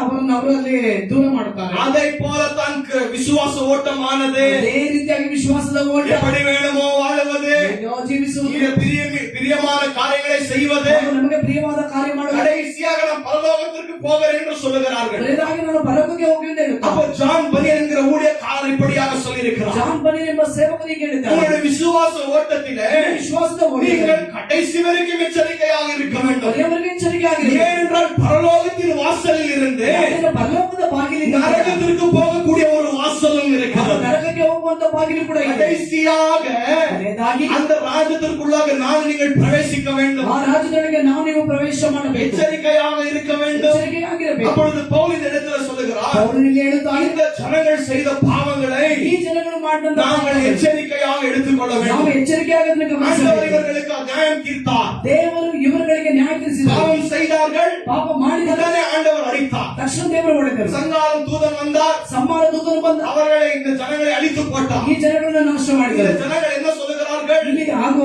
ಈ ಜನಗಳೇನು ஆண்டவருக்கு விரோதமாய் முறுமுறுத்துக் கொண்டிருக்கிறார்கள். ದೇವರಿಗೆ ವಿರೋಧವಾಗಿ ನಿರಂತರವಾಗಿ ಗುಣಗುಡುತ್ತಲಿದ್ದಾರೆ. ஆண்டவர் என்ன செய்தார்? ದೇವರು ಏನು ಮಾಡಿದರು? கொள்ளிவாய் சர்ப்பங்களை அனுப்பி அவர்களை சாகடித்தார். ಹಾಗೂ ವಿಷ ಸರ್ಪಗಳನ್ನು ಕಳಿಸಿ ದೇವರು ಅವರನ್ನು ಸಾಯಿಸಿದರು. இன்றைக்கு நமக்கு ஆண்டவர் சர்ப்பத்தை அனுப்பவில்லை, ದೇವರು ನಮಗೆ ಸರ್ಪವನ್ನು ಕಳಿಸಲಿಲ್ಲ, வேற காரியங்களை செய்வதில்லை. ಬೇರೆ ಕಾರ್ಯ ಮಾಡುವುದಿಲ್ಲ. கடைசியாக நரகத்துல போட்டு நல்லா முழுகுவார். ಕೊನೆಯದಾಗಿ ನರಕದಲ್ಲಿ ಹಾಕಿ ಮುಳುಗಿಸುತ್ತಾರೆ. இஸ்ரேல் ஜனங்களுக்கு அப்படி இருந்தா ஆண்டவர் அப்பொழுது இஸ்ரேல் ஜனங்களுக்கு என்ன செய்தாரோ ದೇವರು ಆಗ ಇಸ್ರೇಲ್ ಜನರಿಗೆ ಏನು ಮಾಡಿದರು? அப்படி சபையில இருக்கிற ஜனங்களுக்கு செய்தார். ಹಾಗೆ ಸಭೆಯಲ್ಲಿರುವ ಜನಗಳಿಗೆ ಮಾಡಿದರೆ ஜனங்களுக்கு ஒரு பயம் இருக்கும், ಜನಗಳಿಗೆ ಒಂದು ಭಯ ಇರುತ್ತೆ. ஆண்டவர் நியாயம் தீர்க்க போகிறார். ದೇವರು ನ್ಯಾಯ ತೀರಿಸುತ್ತಾರೆ. ஆனால் உண்மையாக விசுவாசியாக நீங்கள் இருந்தால், ನಿಜವಾದ ವಿಶ್ವಾಸಿಗಳಾಗಿದ್ದರೆ, நீங்கள் பாவங்களில் ஈடுபட்டால், ನೀವು ಪಾಪಗಳಲ್ಲಿ 1 ಭಾಗವಹಿಸಿದರೆ, பேதுரு 4வது அதிகாரம் 1 ಪೇತ್ರನ 4ನೇ ಅಧ್ಯಾಯ 17வது வசனம் இப்படியாக சொல்லுகிறது. 17ನೇ ವಚನ ಹೀಗೆ ಹೇಳುತ್ತದೆ, கர்த்தருடைய நியாய தீர்ப்பு ಕರ್ತನ ನ್ಯಾಯ ತೀರ್ಪು அவருடைய ಅವರ ಮನೆಯಲ್ಲೇ ಪ್ರಾರಂಭ. வீட்டிலிருந்து ஆரம்பமாகிறது. ದೇವರ ಮನೆಯಲ್ಲೇ ನ್ಯಾಯ ತೀರ್ಪು ಪ್ರಾರಂಭ. எங்க இருந்து ஆரம்பமாகிறது நியாய தீர்ப்பு? ಪ್ರಾರಂಭವಾಗುತ್ತದೆ ದೇವರ ಒಂದು ನ್ಯಾಯ ತೀರ್ಪು. யாராவது சத்தமாக இந்த வார்த்தைகளை வாசியுங்கள். ಶಬ್ದವಾಗಿ ಅದನ್ನು ಓದಿರಿ. இந்த வார்த்தை கேட்பதற்கு கசப்பாக ಈ இருக்கும், ವಾಕ್ಯವನ್ನು ಕೇಳಿದಾಗ ಬಹಳ ಕಹಿ ಆಗುತ್ತದೆ. ஆசீர்வாதமான வார்த்தை கேட்பதற்கு சந்தோஷமாக இருக்கும். ಆಶೀರ್ವಾದವಾದ ವಾಕ್ಯ ಕೇಳಿದಾಗ ಬಹಳ ಸಂತೋಷವಾಗುತ್ತದೆ. யாராவது வாசிக்கலாமா? ಯಾರಾದರೂ ಓದೋಣ. 1 பேதுரு 4:17. 1 ಪೇತ್ರನ 4:17. நியாய தீர்ப்பு நியாய தீர்ப்பும் தேவனுடைய வீட்டிலே தேவனுடைய வீட்டில் தூங்கும் காலமாய் இருக்கிறது. தூங்கும் காலமாக இருக்கிறது. முந்தி நம்மிடத்தில் அது துவக்கினால் முந்தி அது நம்மிடத்தில் துவக்கினால் தேவனுடைய சுவிசேஷத்திற்கு தேவனுடைய சுவிசேஷத்திற்கு கீழ்ப்படியாதவர்களின் முடிவு என்னமாய் இருக்கும்? ನ್ಯಾಯ ವಿಚಾರಣೆಯ ಸಮಯ ಬಂದರೆ ಆ ವಿಚಾರಣೆಯು ದೇವರ ಮನೆಯಲ್ಲಿಯೇ ಪ್ರಾರಂಭವಾಯಿತಲ್ಲ, ಅದು ನಮ್ಮಲ್ಲಿ ಪ್ರಾರಂಭವಾಗಲು ದೇವರ ಸುವಾರ್ತೆಯನ್ನು ನಂಬಲಲ್ಲದವರ ಗತಿ ಏನಾಗಬಹುದು? கர்த்தருடைய நாமத்திற்கு மகிமை உண்டாகுவதாக. ನಾಮಕ್ಕೆ ಮಹಿಮೆ ಉಂಟಾಗಲಿ. அது மட்டுமல்ல, 7 சபைகளை குறித்து ನಾನು நீங்கள் பிரசங்கத்தை கேட்டிருக்கிறோம். ಮಾತ್ರವಲ್ಲ, 7 ಸಭೆಗಳನ್ನು ಕುರಿತಾದ ಒಂದು ಪ್ರಸಂಗವನ್ನು ಕೇಳಿದ್ದೇವೆ. இயேசು எதற்காக 7 குத்துவலிகளின் மத்தியில் அசைவாடி கொண்டிருக்கிறார்? ಯೇಸು ಯಾವುದಕ್ಕಾಗಿ ಒಂದು 7 ದೀಪಸ್ತಂಭಗಳ ಮಧ್ಯದಲ್ಲಿ ಅವರು ಚಲಿಸುತ್ತಲಿದ್ದರು? எதற்காக அசைவாடி கொண்டிருக்கிறார்? ಯಾತಕ್ಕಾಗಿ ಅವರು ಚಲಿಸುತ್ತಲಿದ್ದಾರೆ? வார்த்தைகளை கேட்டிருக்கிறீர்கள் இல்லையா? ಕೇಳಿದ್ದೀರಲ್ಲವಾ? எதற்காக அசைவாடி கொண்டிருக்கிறார்? ಯಾತಕ್ಕಾಗಿ ಹೇಳಿ. எதற்காக? ಯಾತಕ್ಕಾಗಿ அவஞ்சி போச்சான் பாத்துங்கிறாரு. அது எதை குறித்து பேசுகிறது? எதற்காக அசைவாடி கொண்டிருக்கிறார்? ಸಭೆ ಮಧ್ಯದಲ್ಲಿ நியாய தீர்ப்பதற்கு, ನ್ಯಾಯ ತೀರಿಸುವುದಕ್ಕೆ. என்னுடைய விளக்குகள் ನನ್ನ ದೀಪಗಳು எரியக்கூடிய விதத்தில் எரிந்து கொண்டிருக்கிறதா? ಉರಿಯುತ್ತಿರುವಂತಹ ವಿಧದಲ್ಲಿ ಉರಿಯುತ್ತಲಿವೆ. எரியல ஆண்டவர் என்ன செய்து விடுவார்? அந்த இடத்திலிருந்து ಸ್ಥಳದಿಂದ அந்த நெருப்பை அணைக்கி போட்டு ಒಂದು ದೀಪವನ್ನು ಆರಿಸಿ அந்த சம்பத்தை என்ன செய்ய போகிறார்? ಮಗನ ದೇವರು ಏನು அந்த ಮಾಡ್ತಾರೆ? குத்து விளக்கை என்ன செய்ய ದೀಪ போகிறார்? ಸ್ತಂಭವನ್ನು ಏನು ಮಾಡ್ತಾರೆ? தூக்கி எரிந்து விடுவார். ಅದನ್ನು ಹಾಗೆ அப்ப ಬಿಸಾಕುತ್ತಾರೆ. நான் நீங்கள் எரியக்கூடிய விதத்தில் எரிய வேண்டும். ನಾನು ನೀವು ಉರಿಯಬೇಕಾದಂತ ಒಂದು ವಿಧದಲ್ಲಿ ಉರಿಯಬೇಕು. ஆண்டவர் உலகத்தில் இருக்கிற ஜனங்களை லேட்டாக நியாயம் தீர்க்க போகிறார். ದೇವರು ಲೋಕದಲ್ಲಿರುವ ಜನಗಳನ್ನು ನಿಧಾನವಾಗಿ ನ್ಯಾಯ ತೀರಿಸುತ್ತಾರೆ. ஆனா சபையில இருக்கிற என்னையும் உன்னையும் ஆண்டவர் போய் குறைவ பயங்கரமாக. ಆಗ ಸಭೆಯಲ್ಲಿ ನನ್ನನ್ನು ನಿನ್ನನ್ನೇ ದೇವರು ಹೆಚ್ಚಾಗಿ ಅವರು ರಿಪೇರಿ ಮಾಡ್ತಾರೆ. ஏனென்றால் நான் நீங்கள் வேறு பிரிக்கப்பட்ட ஜனங்கள். ನಾವು ನೀವು ಬೇರ್ಪಡಿಸಲ್ಪಡದ ಜನ. அவரை போல வாழ வேண்டும் என்று ஆண்டவருக்கு பிரியமாக ಅವರು இருக்கிறது. ಹಾಗೆ ಜೀವಿಸಬೇಕೆಂದು ದೇವರ ಪ್ರಿಯವಾಗಿದೆ. நீங்கள் அந்த பேதுருவை நீங்கள் வாசித்தீர்கள் என்றால் ಇಲ್ಲಿ ಒಂದು ಪೇತ್ರನು ಬರೆದ ಪತ್ರಿಕೆಯನ್ನು ಓದುವಾಗ நியாய தீர்ப்பானது தேவனுடைய வீட்டிலிருந்து ஆரம்பமாகிறது. ದೇವರ ಮನೆಯಲ್ಲಿಯೇ ಪ್ರಾರಂಭವಾಗುತ್ತದೆ. அப்போ கஷ்டங்கள் நம்ம மேல வருகிறது என்றால் ಮೇಲೆ ಬರುತ್ತದೆ ಎಂದರೆ சில கஷ்டங்கள், ಕೆಲವು ಕಷ್ಟ, எல்லா கஷ்டங்கள் அல்ல, சில கஷ்டங்கள் நம்முடைய வாழ்க்கையில வருகிறது என்றால் ಕೆಲವು ಕಷ್ಟಗಳು ನಮ್ಮ ಜೀವಿತಗಳಲ್ಲಿ ಬರುವುದು அது தேவனுடைய நியாய தீர்ப்பாக இருக்கிறது. ದೇವರ ನ್ಯಾಯ ತೀರ್ಪಾಗಿದೆ. எதற்காக அந்த கஷ்டங்களை ஆண்டவர் நமக்கு கொடுக்கிறார் என்றால் ಅದಕ್ಕಾಗಿ ಆ ಒಂದು ಕಷ್ಟಗಳನ್ನು ದೇವರು ನಮಗೆ ಕೊಡುತ್ತಾನೆ ಎಂದರೆ அது நாங்கள் புரிந்து கொள்ள வேண்டும். ನಾವು ತಿಳಿಯಬೇಕು. ஆண்டவரே கஷ்டங்களை ஏற்படுத்தி நமக்கு கொடுப்பதில்லை. ದೇವರ ಕಷ್ಟಗಳನ್ನು ಏರ್ಪಡಿಸಿ ನಮಗೆ ಕೊಡುವುದಿಲ್ಲ. பிசாசானவன் என்ன செய்கிறான்? ಪಿಶಾಚಿಯಾದವನು ಏನು ಮಾಡ್ತಾನೆ? கஷ்டங்களை கொண்டு வருகிறான். ಕಷ್ಟಗಳನ್ನು ಕೊಂಡು ಬರುತ್ತಾನೆ. ஆண்டவர் அனுமதிக்கிறார். ದೇವರು ಅನುಮತಿಸುತ್ತಾನೆ. பிசாசு அந்த கஷ்டங்களை எதற்காக கொண்டு வருகிறான்? ಪಿಶಾಚಿ ಆ ಕಷ್ಟವನ್ನು ಯಾತಕ್ಕಾಗಿ ಕೊಂಡು நம்மை அழிக்கும்படியாக. ನಮ್ಮನ್ನು ನಾಶ ಮಾಡುತ್ತಾನೆ. ஆனால் ஆண்டவர் அந்த கஷ்டங்களை நம்முடைய நன்மைக்காக மாற்றுகிறார். ಅವನು ಅಂದ್ರೆ ಶತ್ರುವು ಕೊಂಡು ಬರುವಂತಹ ಕಾರ್ಯಗಳ ಅಂದ್ರೆ ಶತ್ರುವು ನಮಗೆ ಕೊಂಡು ಬರುವಂತಹ ಕೆಟ್ಟ ಕಾರ್ಯಗಳನ್ನು ದೇವರು ಅದನ್ನು ಒಳ್ಳೆದಾಗಿ ಮಾರ್ಪಡಿಸುತ್ತಾರೆ. அதை நம்முடைய நன்மைக்கு ஏதுவாக செய்கின்றவராக ಅದನ್ನು ನಮಗೆ ಒಳ್ಳೆದಕ್ಕಾಗಿ ಮಾಡುವವರಾಗಿದ್ದಾರೆ. எவ்வளவு பேருக்கு ரோமர் 8:28 தெரியும்? ಎಷ್ಟು ಜನರಿಗೆ ರೋಮರ್ 8:28 ಗೊತ್ತು? ஆண்டவரை நேசிக்கிறவர்களுக்கு ದೇವರನ್ನು ಪ್ರೀತಿಸುವವರಿಗೆ சகலமும் ಎಲ್ಲವನ್ನೂ நன்மைக்கு ஏதுவாக நடக்கிறது. ಒಳ್ಳೆದಕ್ಕಾಗಿ ಮಾಡುತ್ತಾರೆ. அது நன்மைகளாக இருக்கட்டும், அது தீமைகளாக இருக்கட்டும், எல்லாவற்றையும் ஆண்டவர் நம்முடைய நன்மைக்கு ஏதுவாக செய்ய. ದೇವರು ನಮಗೆ ಒಳ್ಳೆದಕ್ಕಾಗಿ ಮಾಡುತ್ತಾರೆ. ஆண்டவர் எங்க கண்டிக்கிறாரோ அவருடைய அன்பை அங்க இருக்கிறது. ದೇವರು ಎಲ್ಲಿ ಖಂಡಿಸುತ್ತಾರೋ ಅಲ್ಲಿ ಅದರ ಪ್ರೀತಿ ಇರುತ್ತದೆ. ஆண்டவர் உங்களை கண்டித்துக் கொண்டிருக்கிறார்கள் என்றால் ದೇವರು ನಿಮ್ಮನ್ನು ಖಂಡಿಸುತ್ತಾರೆ ಎಂದರೆ இங்கே ஆண்டவர் உங்களை நேசிக்கிறார். ದೇವರು ನಿಮ್ಮನ್ನು ಪ್ರೀತಿಸುತ್ತಾರೆ. அப்ப ஆண்டவருடைய நியாய தீர்ப்பு எங்கே உண்டாகிறது? ದೇವರ ನ್ಯಾಯ ತೀರ್ಪು ಎಲ್ಲಿ ಉಂಟಾಗುತ್ತದೆ? அவருடைய வீட்டிலிருந்து ஆரம்பமாகிறது. ಅವರ ಮನೆಯಲ್ಲಿಯೇ அப்ப ಪ್ರಾರಂಭವಾಗುತ್ತದೆ. பவுலானவர் இந்த இடத்துல சொல்லுகிறார், இவைகளெல்லாம் நமக்காக ஆண்டவர் எழுதி வைத்திருக்கிறார். ಹಾಗಾಗಿ ಇದನ್ನೆಲ್ಲ ಬರೆದಿಟ್ಟಿದ್ದಾರೆ. அவர்கள் பொல்லாங்கானவைகளை இச்சித்ததை போல ಅವರು ಕೆಟ್ಟದನ್ನು ಇಚ್ಛಿಸಿದ್ದರಿಂದ நீங்களும் இச்சியாமல் இருங்கள். ಅವರ ಹಾಗೆ ನೀವು ಇಚ್ಛಿಸದೇ ಇರಿ. கர்த்தருடைய நாமத்திற்கு மகிமை உண்டாகுவதாக. ಆತನ ನಾಮಕ್ಕೆ ಮಹಿಮೆ ಉಂಟಾಗಲಿ. அப்ப முதலாவது பவுல் என்ன பேசுகிறார்? ಅವರು ಏನು ಪೌಲನು ಮಾತಾಡುತ್ತಾರೆ? அவர்கள் எப்படி பொல்லாங்கானவைகளை இச்சித்தார்களோ ಅವರು ಹೇಗೆ ಆ ಒಂದು ಕೆಟ್ಟದನ್ನೇ ಇಚ್ಛಿಸಿದರು அந்த கெட்டவைகளை நான் நீங்களும் இச்சிக்க கூடாது என்று ஆண்டவர் நம்மிடத்தில் பேசிக் ಆ கொண்டிருக்கிறார். ಕೆಟ್ಟದ ಅಂದ್ರೆ ಆ ಒಂದು ಕೆಟ್ಟದ ಅಂದ್ರೆ ಅವರು ಇಚ್ಛಿಸಿದ ಆ ಒಂದು ಕೆಟ್ಟ ಕಾರ್ಯಗಳನ್ನು ನಾವು ನೀವು ಇಚ್ಛಿಸಬಾರದು ಎಂದು ದೇವರು ನಮ್ಮ ಜೊತೆ ಮಾತಾಡುತ್ತಿದ್ದಾರೆ. இந்த இஸ்ரவேல் ஜனங்களின் மேல வந்த நியாய தீர்ப்பை ಇಸ್ರಾಯೇಲ್ ಜನಗಳ ಮೇಲೆ ಬಂದ ನ್ಯಾಯ ತೀರ್ಪು நீங்கள் அதை எச்சரிக்கையாக பார்க்க வேண்டும். ನಾವು ಇವಾಗ ಎಚ್ಚರಿಕೆಯಾಗಿ ನೋಡಬೇಕು. யார் இப்படிப்பட்ட பொல்லாங்கான காரியங்களை இச்சிக்கிறார்களோ ಯಾವ ರೀತಿಯ ಕೆಟ್ಟ ಕಾರ್ಯಗಳನ್ನು ಇಚ್ಛಿಸುತ್ತಾರೋ ஆண்டவருடைய நியாய தீர்ப்பு கடைசியாக இந்த ஜனங்களின் மேல வரப்போகிறது. ದೇವರ ನ್ಯಾಯ ತೀರ್ಪು ಕೊನೆಯದಾಗಿ ಈ ಒಂದು ಜನಗಳ ಮೇಲೆ ಬರುತ್ತದೆ. நித்திய நித்தியத்திற்கும் தேவனுடைய கோபங்களை இவர்கள் காண போகிறார்கள் என்ற வார்த்தை ನಿತ್ಯ சொல்லுகிறது. ನಿತ್ಯಕ್ಕೂ ದೇವರ ಕೋಪ ದೇವರುಗಳು ಕಾಣುತ್ತಾರೆ ಎಂದು ವಾಕ್ಯ ಹೇಳುತ್ತದೆ. இப்பொழுது நான் நீங்கள் கிருபையின் காலத்திலே இருக்கிறோம். ಈಗ ನಾವು ನೀವು ಕೃಪೆಯ ಕಾಲದಲ್ಲಿ ಇದ್ದೇವೆ. துன்மார்க்கனானவன் ದುರ್ಮಾರ್ಗನು பாவங்களை செய்து கொண்டே இருக்கிறான். ಪಾಪಗಳನ್ನು ಮಾಡ್ತಾ ಇದ್ದಾನೆ. அக்கிரமங்களை செய்து கொண்டே இருக்கிறான். ಅಕ್ರಮಗಳನ್ನು ಮಾಡ್ತಾ ಇದ್ದಾನೆ. ஆனால் நீதிமான் பார்த்தீர்கள் ಆ என்றால் ನೀತಿವಂತನು அநேக கஷ்டங்களின் மத்தியில் ಅನೇಕ நடக்கிறான். ಕಷ್ಟದ ಮಧ್ಯದಲ್ಲಿ ನಡೆಯುತ್ತಾನೆ. சீக்கிரமாகவும் சத்து விடுகிறார்கள். ಬೇಗನೆ ಸತ್ತು ಹೋಗುತ್ತಾನೆ. ஆனால் துன்மார்க்கன் ದುರ್ಮಾರ್ಗನು பாவங்களிலே ಪಾಪದಲ್ಲಿ சந்தோஷமாக செய்து கொண்டே ಸಂತೋಷವಾಗಿ சந்தோஷமாக வாழ்ந்து கொண்டே ಸಂತೋಷವಾಗಿ ಜೀವಿಸಿ துன்மார்க்கன் இருக்கிறான். ದುರ್ಮಾರ್ಗನಿದ್ದಾನೆ. ஆனால் ಆண்டவர் இவனை விடுகிறார். ದೇವರನ್ನು ಬಿಡುತ್ತಾನೆ. ஏனென்றால் அவனுடைய பாவம் நிரம்பும்படியா. ಯಾಕೆಂದ್ರೆ ಅವನ ಪಾಪ ತುಂಬುವಂತೆ எப்பொழுது பாவம் முழுவதுமாய் நிரப்பப்படுகிறது ಯಾವಾಗ ಪಾಪ ಯಾವಾಗ ಅದು ಪೂರ್ಣವಾಗಿ ತುಂಬಲ್ಪಡುತ್ತದೋ அவனுடைய ஜீவனை ஆண்டவர் எடுத்து ಅವನ ಜೀವನವನ್ನು ದೇವರು அவனை பாதாளத்துக்கு தள்ளக்கூடிய தேவனாக. ಅವನ ಪಾತಾಳಕ್ಕೆ ತಳ್ಳುವಂತ ஆனால் ದೇವರಾಗಿದ್ದಾನೆ. நீதிமானை ஆண்டவர் என்ன செய்கிறார்? ನೀತಿವಂತನು ದೇವರು ಏನು இந்த ಮಾಡ್ತಾರೆ? உலகத்திலேயே அவனை சுத்திகரித்து ಈ ಲೋಕದಲ್ಲಿ ಅವನನ್ನು ಶುದ್ಧೀಕರಿಸಿ பரலோகத்திற்கென்று ஆண்டவர் நம்மளை ஆயத்தப்படுத்துகிறார். ಪರಲೋಕಕ್ಕೆಂದು ದೇವರು ನಮ್ಮನ್ನು ಸಿದ್ಧಪಡಿಸಿದ್ದಾರೆ. நீங்கள் தெரிந்து கொள்ளப்பட்ட ஜனங்கள், ನೀವು ಆರಿಸಲ್ಪಟ್ಟಂತ ಜನರು நீங்கள் நரகத்திற்கு போக வேண்டும் என்று ஆண்டவருடைய சித்தம் இல்ல. ನೀವು ನರಕಕ್ಕೆ ಹೋಗಬೇಕೆಂಬುದು ದೇವರ ಚಿತ್ತವಲ್ಲ. நீங்கள் பரலோகத்திற்கு போக வேண்டும் என்று ஆண்டவருடைய சித்தமாக ನೀವು இருக்கிறது. ಪರಲೋಕಕ್ಕೆ ಹೋಗಬೇಕೆಂದು ದೇವರ ಚಿತ್ತವಾಗಿದೆ. அவரோடு நித்திய நித்தியத்திற்கும் சந்தோஷமாக இருக்க வேண்டும் என்று, ಅವರ ಜೊತೆಯಲ್ಲಿ ನಿತ್ಯ ನಿತ್ಯತ್ವಕ್ಕೂ ಸಂತೋಷವಾಗಿರಬೇಕು, அவரை ஆராதிக்க வேண்டும் என்று ಅವರನ್ನು ಆರಾಧಿಸಬೇಕೆಂದು ஆண்டவர் விரும்புகிறார். ದೇವರು ಬಯಸುತ್ತಾರೆ. நீங்கள் யோவான் 17 அதிகாரம் வாசித்தீர்கள் என்றால் ಯೋಹಾನ 17ನೇ ಅಧ್ಯಾಯವನ್ನು ಓದುವಾಗ நான் நீங்கள் பரலோகத்திற்கு போவதை காட்டிலும் ನಾವು ನೀವು ಪರಲೋಕಕ್ಕೆ ಹೋಗೋದಕ್ಕಿಂತ ஆண்டவர் என்னுடைய ஜனங்கள் என்னோடு இருக்க வேண்டும் என்று விரும்பக்கூடிய தேவனாக இருக்கிறார். ದೇವರು ನನ್ನ ಜನಗಳು ನನ್ನ ಜೊತೆಲಿ ಇರಬೇಕೆಂದು ಬಯಸುವಂತ ದೇವರಾಗಿದ್ದಾರೆ. வீட்டில் போய் யோவான் 17 நீங்கள் வாசியுங்கள். ಅಲ್ಲಿ ಹೋಗಿ ಯೋಹಾನನ ಬರೆದ ಸುವಾರ್ತೆ 17ನೇ ಅಧ್ಯಾಯವನ್ನು ಓದಿ. ஆண்டவருக்கு நம்ம மேல அவ்வளவு பிரியமுள்ளவராக ದೇವರಿಗೆ இருக்கிறார். ನಮ್ಮ ಮೇಲೆ ಅಷ್ಟೊಂದು அவர் ಪ್ರಿಯವುಳ್ಳವರಾಗಿದ್ದಾರೆ. சொல்லுகிறார், ಹೇಳ್ತಾರೆ, பிதாவே ತಂದೆಯೇ, நான் எங்கே இருக்கிறேனோ ನಾನು ಎಲ್ಲಿ ಇದ್ದೇನೆ, என்னுடைய பிள்ளைகள் அங்கே இருக்க ನನ್ನ வேண்டும். ಮಕ್ಕಳು ಅಲ್ಲಿ ಇರಬೇಕು, அவர்கள் என்னுடைய மகிமையை காண ಅವರು வேண்டும். ನನ್ನ ಮಹಿಮೆಯನ್ನು ಕಾಣಬೇಕು. அது மட்டுமல்ல, அவர்களையும் நான் ಅದು மகிமைப்படுத்துவேன். ಮಾತ್ರವಲ್ಲ, ನಾನು ಕೂಡ ಅವರನ್ನು ಮಹಿಮೆಪಡಿಸುವೆ. பிதாவே நீர் என்னை எப்படி நேசித்திருக்கிறீர்கள், ತಂದೆ, ನೀವು ನನ್ನನ್ನು ಹೇಗೆ அதை ಪ್ರೀತಿಸಿದ್ದೀರಿ, போலவே நான் இவர்களை ಅದರಂತೆ நேசித்திருக்கிறேன். ನಾನು ಇವರನ್ನು ಪ್ರೀತಿಸಿದ್ದೇನೆ. அப்படிப்பட்ட அன்பு ஆண்டவர் உங்கள் மேல வைத்திருக்கிறார். ಆ ರೀತಿಯಾದ ಪ್ರೀತಿಯನ್ನು ದೇವರು ನಿಮ್ಮ ಮೇಲೆ ஆனால் ಇಟ್ಟಿದ್ದಾನೆ. அந்த அன்பை நீங்கள் புரிந்து கொள்ளாமல் ಆದ್ರೆ ಆ ಒಂದು ಪ್ರೀತಿಯನ್ನು ನೀವು ಅರ್ಥ ಮಾಡಿಕೊಳ್ಳಬೇಕು. நீங்கள் ஏனோ தான் என்ற ஒரு வாழ்க்கையை வாழ்ந்து கொண்டிருக்கிறோம். ನೀವು ಏನೋ ದಾನದಿಂದ ಜೀವಿಸುತ್ತಾರೆ, ஆண்டவருக்கு பிரியமில்லாத வாழ்க்கை வாழுகிறோம். ದೇವರಿಗೆ ಪ್ರಿಯವಿಲ್ಲದ ಜೀವಿತ ಜೀವಿಸುತ್ತಾರೆ, ஆண்டவருக்கு விரோதமாய் பாவம் செய்து கொண்டிருக்கிறோம். ವಿರೋಧವಾಗಿ ಪಾಪಗಳನ್ನು இந்த ಮಾಡುತ್ತೇವೆ. காரணத்தினால ஆண்டவர் சொல்லுகிறார், ಈ ಕಾರಣದಿಂದ ದೇವರು ಹೇಳುತ್ತಾರೆ, என்னுடைய ஜனங்களே,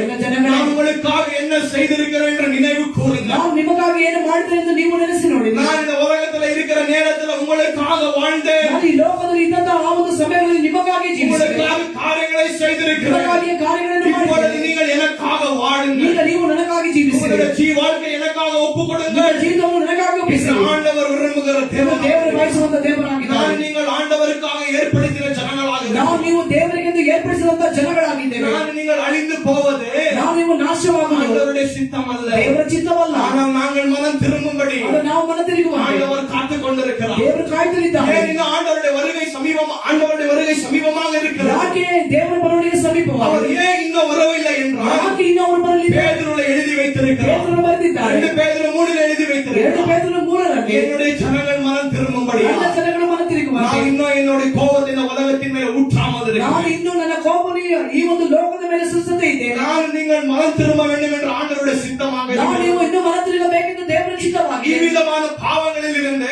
ಈ ವಿಧವಾದ ಪಾಪಗಳಿಂದ ஆண்டவருடைய சித்தமாக இருக்கிறது. ದೇವರ ಚಿತ್ತವಾಗಿದೆ. இங்கே அநேக ஜனங்கள் இப்படியாக சொல்லுகிறார்கள், ಅನೇಕ ಜನಗಳು ಹೀಗೆ ಹೇಳುತ್ತಾರೆ, எனக்குள்ளாக பாவம் இல்லை, என்னுடைய ಪಾಪವೇ ಇಲ್ಲ, ஐயோ ஆண்டவருக்கு பிரியமாய்த்தான் ನಾನು இருக்கிறேன், ದೇವರಿಗೆ ಪ್ರಿಯವಾಗಿ ಇದ್ದೇನೆ, யாருக்குமே கெடுதல் செய்யவில்லை, ಯಾರಿಗೂ ಕೆಟ್ಟದ್ದು ಮಾಡುವುದಿಲ್ಲ, யாருக்குமே ஒன்றுமே செய்யவில்லை. ಯಾರಿಗೇನು ಮಾಡಲಿಲ್ಲ. மனுஷனானவன் மனுஷனானவன் வெளி பிரகாரத்தை பார்க்கின்றான், ಹೊರಗಿನ ನೋಟವನ್ನು ஆனால் ನೋಡುತ್ತಾನೆ. ஆண்டவர் இருதயத்தை பார்க்கின்ற ದೇವರು தேவன். ದೇವರು ನೋಡುವಂತ ದೇವರಾಗಿದ್ದಾನೆ. ஒரு நாளும் வார்த்தை வாசிக்கும் போது ವಾಕ್ಯವನ್ನು ಓದುವಾಗ நான் ஆண்டவரிடத்தில் இப்படியாக ஜெபிப்பேன், ದೇವರ ಬಳಿ ಹೀಗೆ ಪ್ರಾರ್ಥಿಸುತ್ತೇನೆ, ஆண்டவரை இந்த இடத்தில் நிற்பதற்கு நான் தகுதி இல்லாதவன், ಈ ಸ್ಥಳದಲ್ಲಿ ನಿಲ್ಲುವುದಕ್ಕೆ ನನಗೆ ಯೋಗ್ಯತೆ ಇಲ್ಲ. ஆண்டவரே எனக்குள்ளாக எவ்வளவு பாவம் இருக்கிறது, ನನಗೆ ಎಷ್ಟು ಪಾಪಗಳಿದೆ, ஆண்டவரே நீர் எவ்வளவு பரிசுத்தமுள்ள தேவனாக ಎಷ್ಟು இருக்கிறீர், ಪರಿಶುದ್ಧವಾದ ದೇವನಾಗಿದೆ, எதற்காக என்னை இந்த உலகத்துல இன்னும் வைத்திருக்கிறீர்கள், ಯಾತಕ್ಕಾಗಿ ಈ ಲೋಕದಲ್ಲಿ ಇನ್ನೂ ನನ್ನನ್ನು ಇಟ್ಟಿದ್ದೀಯ. நான் ஆண்டவரிடத்துல கண்ணீர் இடுகிறேன். ನಾನು ದೇವರ ಬಳಿಗೆ ಕಣ್ಣೀರು ಹಾಕ್ತೇನೆ. ஏனென்றால் ஆண்டவர் எப்பொழுது நாங்கள் அதிகமாக அறிகிறோமோ, ಯಾಕೆಂದ್ರೆ ದೇವರು ಯಾವಾಗ ನಾವು ಹೆಚ್ಚಾಗಿ ತಿಳಿಯುತ್ತೇವೋ, நாங்கள் எப்படிப்பட்ட கேடுகட்ட பாவிகள் என்று நமக்கு தெரிய வருகிறது. ನಾವು ಎಷ್ಟು ಕೇಡು ತುಂಬಿದ ಪಾಪಿ ಎಂದು ಅದು ನಮಗೆ ತಿಳಿಯುತ್ತದೆ. எதுக்குமே உதவாத ஜனங்கள் நாங்கள்,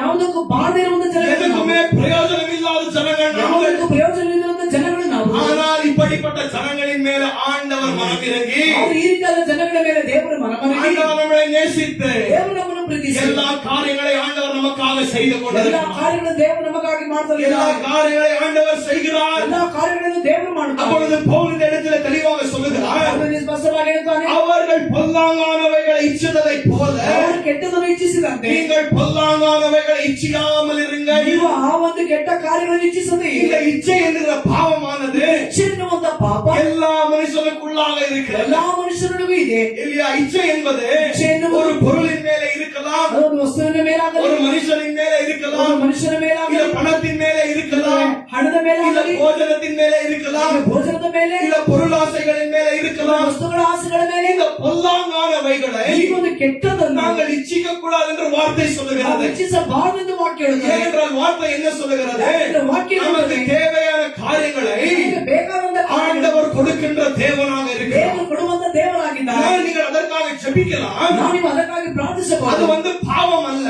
ಪಾಪವಲ್ಲ, ஆனால் அது வேண்டும் வேண்டும் என்று எப்பொழுதுமே அந்த யோசனையிலே இருக்கக்கூடாது. ಬೇಕು ಬೇಕು ಎಂದು ಯಾವಾಗಲೂ ಅದರ ಯೋಚನೆಯಲ್ಲಿ ಇರಬಾರದು. அப்ப இந்த இஸ்ரேல் ஜனங்கள் நீங்கள் பார்த்தீர்கள் என்றால் ಇದನ್ನು ನೋಡುವಾಗ பொல்லாங்கானவைகளை இச்சித்த ஜனங்களாக இருக்கிறார்கள். ಅವರು ಕೆಟ್ಟದನ್ನು ಇಚ್ಛಿಸಿದಂತ ಜನಗಳಾಗಿದ್ದಾರೆ. ஆண்டவர் இஸ்ரேல் ஜனங்களுக்கு எத்தனையோ நன்மைகளை செய்தார். ದೇವರು ಇಸ್ರಾಯೇಲ್ ಜನರಿಗೆ ಎಷ್ಟೊಂದು ಒಳ್ಳೆಯದನ್ನು ಮಾಡಿದ್ದಾರೆ. 40 வருட காலங்கள் அவர்களுக்கு மன்னாவை கொடுத்தார். 60 ವರ್ಷಗಳ ಕಾಲ ದೇವರವರಿಗೆ ಮನ್ನವನ್ನು ಕೊಟ್ಟರು. இவர்கள் சாப்பாட்டின் மேல இச்சையாக இருக்கிறார்கள். ಇವುಗಳು ಅಂದ್ರೆ ಆಹಾರದ ಮೇಲೆ ಇಚ್ಛೆಯಾಗಿದ್ದರು. மோசே இடத்துல இவர்கள் ಮೋಶೆ ಜೊತೆ சண்டை போட்டுக் கொண்டிருக்கிறார்கள். மோசேயே, நாங்கள் எகிப்தில் இருந்த நேரத்தில் மீன்களை சாப்பிட்டோம், அதை சாப்பிட்டோம், இதை சாப்பிட்டோம், ஆனால் இந்த வனாந்திரத்தில் ஒன்றுமே இல்லையே, ಏನಿಲ್ಲವಲ್ಲ, சாப்பாடு சாப்பாடு என்று ಊಟ இவர்கள் இச்சித்துக் கொண்டிருந்தார்கள். ಇಚ್ಛಿಸುತ್ತಲೇ ಇದ್ದರು. இப்ப ஆண்டவர் நமக்கு கற்றுக் கொடுத்த ஜெபத்திலே ದೇವರು ನಮಗೆ ಹೇಳಿಕೊಟ್ಟ ಪ್ರಾರ್ಥನೆಯಲ್ಲಿ 4வது பெட்டிஷன் என்னவாக இருக்கிறது? 4ನೇ ಪೆಟಿಷನ್ ಏನಾಗಿದೆ? எல்லாரும் ஜோராக ஒரே வாட்டி. அந்த நாள் தமிழ் எப்படி வருது? அன்றன்று ஆகாரத்தை உனக்கு தருவேன். யாரை கேட்க வேண்டுமா? ಯಾರು ಕೇಳಬೇಕು? ஆண்டவரை கேட்க வேண்டும். ದೇವರನ್ನು ಕೇಳಬೇಕು. அப்ப ஆண்டவர் என்ன சொல்லியிருக்கிறார்? நீ புசிப்பதை காட்டிலும் ತಿನ್ನುವುದಕ್ಕಿಂತಲೂ குடிப்பதை காட்டிலும் ಕುಡಿಯುವುದಕ್ಕಿಂತಲೂ என்னை தேடு, ನನ್ನನ್ನು ಹುಡುಕು, இவைகள் எல்லாம் நான் உனக்கு கொடுக்கிறேன். ಎಲ್ಲವೂ ನಿನಗೆ ಕೊಡಬೇಕು. இன்றைக்கு பார்த்தீர்கள் என்றால் ಅದು ನೋಡಿದ್ದಾನೆ, இல்லையா, சாப்பாடுக்காக வேலை செய்வது தவறு அல்ல. ಆಹಾರಕ್ಕಾಗಿ ಕೆಲಸ ಮಾಡುವುದು ತಪ್ಪಲ್ಲ. ஏனென்றால் ಯಾಕೆಂದರೆ ஆண்டவர் அந்த சிஸ்டமை இந்த உலகத்தில் பில்ட் செய்து வைக்கிறார். ದೇವರು ಆ ಒಂದು ಕ್ರಮಬದ್ಧಗಳನ್ನು ಈ ಲೋಕದಲ್ಲಿ ಇಟ್ಟಿದ್ದಾರೆ. யார் கஷ்டப்பட்டு வேலை செய்கிறார்களோ ಕಷ್ಟಪಟ್ಟು ಕೆಲಸ ಮಾಡುತ್ತಾರೆ, அவர்களுடைய பிரயாசங்களை ಅವರ ಪ್ರಯಾಸವನ್ನು அவர்கள் சாப்பிடுவார்கள். ಅವರು ತಿನ್ನುತ್ತಾರೆ. அப்படித்தான் சாப்பிடணும். ಹಾಗೆ ತಿನ್ನಬೇಕು. இல்ல யார் வேலை செய்யறது இல்லையோ ಯಾರು ಕೆಲಸ ಮಾಡುವುದಿಲ್ಲ அவர்களுக்கு சாப்பிட தகுதியே என்று வார்த்தை சொல்லுகிறது. ಅವರುಗಳು ತಿನ್ನುವುದಕ್ಕೆ ಯೋಗ್ಯರಲ್ಲ ಎಂದು ವಾಕ್ಯ ಹೇಳುತ್ತದೆ. ஆனாலும் அன்றன்றைக்கு தேவையான காரியங்களை நாங்கள் யாரை கேட்க வேண்டும்? ದೇವರಾದ ಕಾರ್ಯಗಳನ್ನು ಯಾರನ್ನು ಕೇಳಬೇಕು?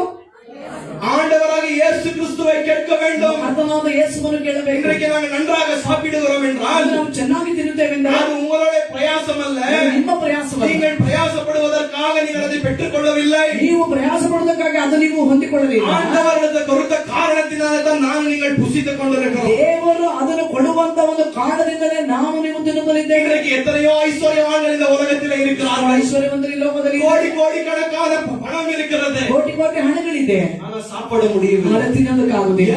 ಯಾಕೆ? சம்பாதித்திருக்கிறார்கள், ಸಂಪಾದಿಸಿದ್ದಾರೆ, எல்லாம் இருக்கிறது, ಎಲ್ಲವೂ ಇದೆ, ஆனா சோறு இறங்க. ಆದ್ರೆ ಊಟ ಇಳಿಯಲ್ಲ. ஆனா நானும் நீங்களும் என்ன செய்கிறோம்? ನಾವೇನ್ ಮಾಡ್ತೇವೆ? நன்றாக சாப்பாடை சாப்பிடுகிறோம். ಚೆನ್ನಾಗಿ ತಿಂತೇವೆ. நல்லா கபாபு, ಒಳ್ಳೆ ಕಬಾಬ್, நல்லா பீஃப், ಒಳ್ಳೆ beef, நல்லா பன்னிக்கறி இல்லையா, எல்லாம் சாப்பிடுறோம். ಎಲ್ಲವೂ ತಿಂತೇವೆ. இது யாரு நமக்கு கொடுத்தது? ಇದು ಯಾರು ನಮಗೆ ಕೊಟ್ಟಿದ್ದು? ஆண்டவர் நமக்கு கொடுத்தது. ದೇವರು ಕೊಟ್ಟಿದ್ದು. இல்ல நானும் நீங்களும் ನಾನು ನೀವು இதற்காக என்ன செய்யக்கூடாது?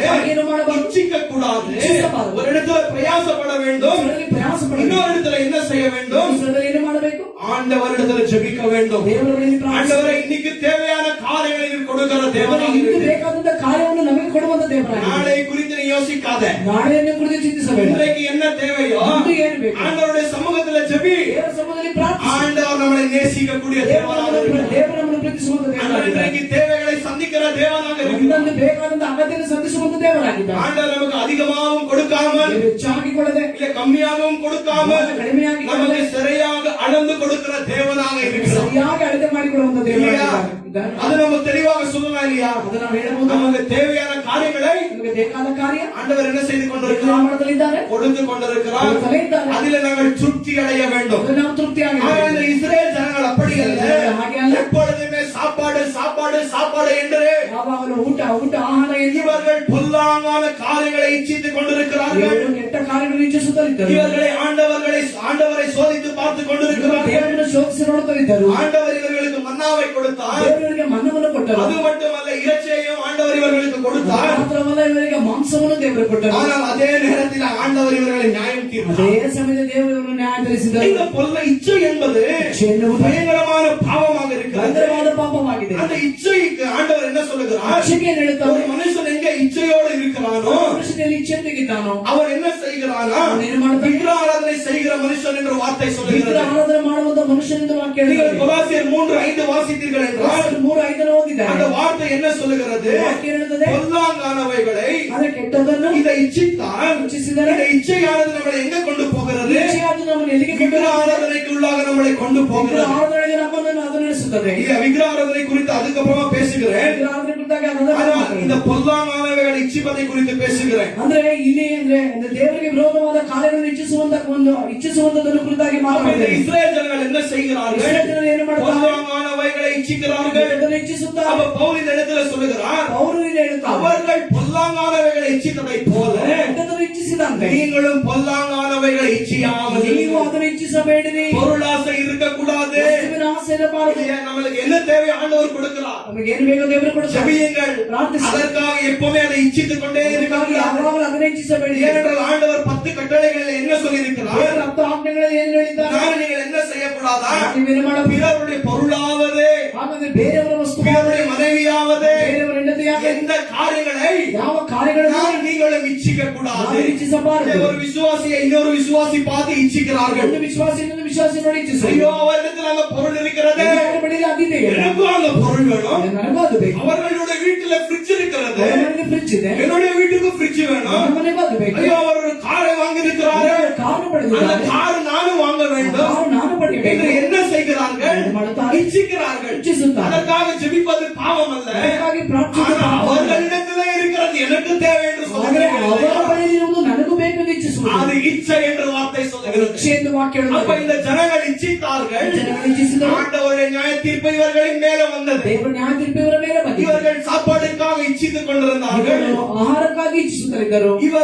இவர்கள் சாப்பாடு சாப்பிடுற நேரத்திலேயே ಇವರು ತಿನ್ನುವಂತ ಸಮಯದಲ್ಲೇ இன்னும் வைத்துக் கொள்ளையும் சாப்பாடு இறங்கல. ಇನ್ನೂ ಅದು ಹೊಟ್ಟೆಯೊಳಗೂ ಹೋಗಲಿಲ್ಲ. அந்த மாமிசம் இன்னும் வைத்துக் கொள்ள இறங்கல. ಆ ಮಾಂಸ ಇನ್ನೂ ಅದು ಹೊಟ್ಟೆಯೊಳಗೂ ಹೋಗಲಿಲ್ಲ. ஆனா அன்றைக்கே அந்த நாளில் ஆண்டவர் நியாயத்திருக்கிறார். இஸ்ரேல் ஜனங்கள் அப்படியே விழுந்து மறித்து ಅದೇ ಸಮಯದಲ್ಲಿ ದೇವರಲ್ಲಿ ಇಸ್ರಾಯೇಲ್ ಜನರನ್ನು ನ್ಯಾಯಗೊಳಿಸುತ್ತಾರೆ ಅದೇ ಸ್ಥಳದಲ್ಲಿ ಅವರು ಬಿದ್ದು சில ಸಾಯ್ತಾರೆ. நேரத்தில் நம்ம கேட்பதை ஆண்டவர் கொடுத்து ಆ விடுவார். ಸಮಯದಲ್ಲಿ ನಾವು ಕೇಳುವುದನ್ನು ದೇವರು ಕೊಡುತ್ತಾರೆ, ஆனால் அதை நாங்கள் அனுபவிக்காமலே போய்விடும். ಅದನ್ನು ನಾವು ಅನುಭವಿಸದೆ ಹೋಗುತ್ತೇವೆ. எவ்வளவு ஜனங்களுடைய வாழ்க்கையில இதை நம்ம ಎಷ್ಟೋ பார்த்திருக்கிறோம். ಜನಗಳ ಜೀವಿತದಲ್ಲಿ ನೋಡುತ್ತೇವೆ, பொருள் இருக்கும், ವಸ್ತು ಇರುತ್ತದೆ, எல்லாம் இருக்கும். ಎಲ್ಲ ಇರುತ್ತದೆ. ஆனா அனுபவிக்கிறதுக்கு ಅದು ಅನುಭವಿಸುವುದಕ್ಕೆ அந்த கிருபையே இருக்கு. ಕೃಪೆ ಇರುವುದಿಲ್ಲ. ஆனால் ஆண்டவர் இன்றைக்கு ದೇವರು ಇಂದು நமக்கு எல்லாவற்றையும் கொடுத்திருக்கிறார். ಎಲ್ಲವನ್ನು ಕೊಟ್ಟಿದ್ದಾನೆ, காரியங்களை கொடுத்திருக்கிறார் ಕಾರ್ಯಗಳನ್ನು ಕೊಟ್ಟಿದ್ದಾನೆ. இல்லையா? அதை ಅದನ್ನು என்ஜாய் செய்ய கிருபையும் கொடுத்திருக்கிறார். ಅದನ್ನು ಅನುಭವಿಸುವುದಕ್ಕೆ ಅದನ್ನು ಕೃಪೆಯನ್ನು ಕೊಟ್ಟಿದ್ದಾನೆ. ஆண்டவர் கொடுத்ததிலே நான் நீங்கள் சந்தோஷமாக ದೇವರು இருக்கிறேன். ಕೊಟ್ಟಿದ್ದಲ್ಲಿ ನಾವು ನೀವು இப்ப ಸಂತೋಷವಾಗಿ என்னிடத்துல ஒரு கார் இருக்கிறது. ನನ್ನ ಬಳಿ ಒಂದು ಕಾರ್ಯ, காரில ஓடாடுகிறேன். ನಾನೀಗ ಅದೇ ಕಾರ್ಯ எனக்கு என்ன தேவை இருக்கிறது? ಏನು ಬೇಕು ஆண்டவர் கொடுத்திருக்கிறார். ಕೊಟ್ಟಿದ್ದಾನೆ. நான் இதுல திருப்தியாக இருக்கிறேன். ತೃಪ್ತಿಯಾಗಿದೆ. இல்லையா? நான் ஒரு BMW காரை பார்த்தேன். ಇಲ್ಲ, ನಾನು BMW ನೋಡಿದೆ, ஆண்டவரே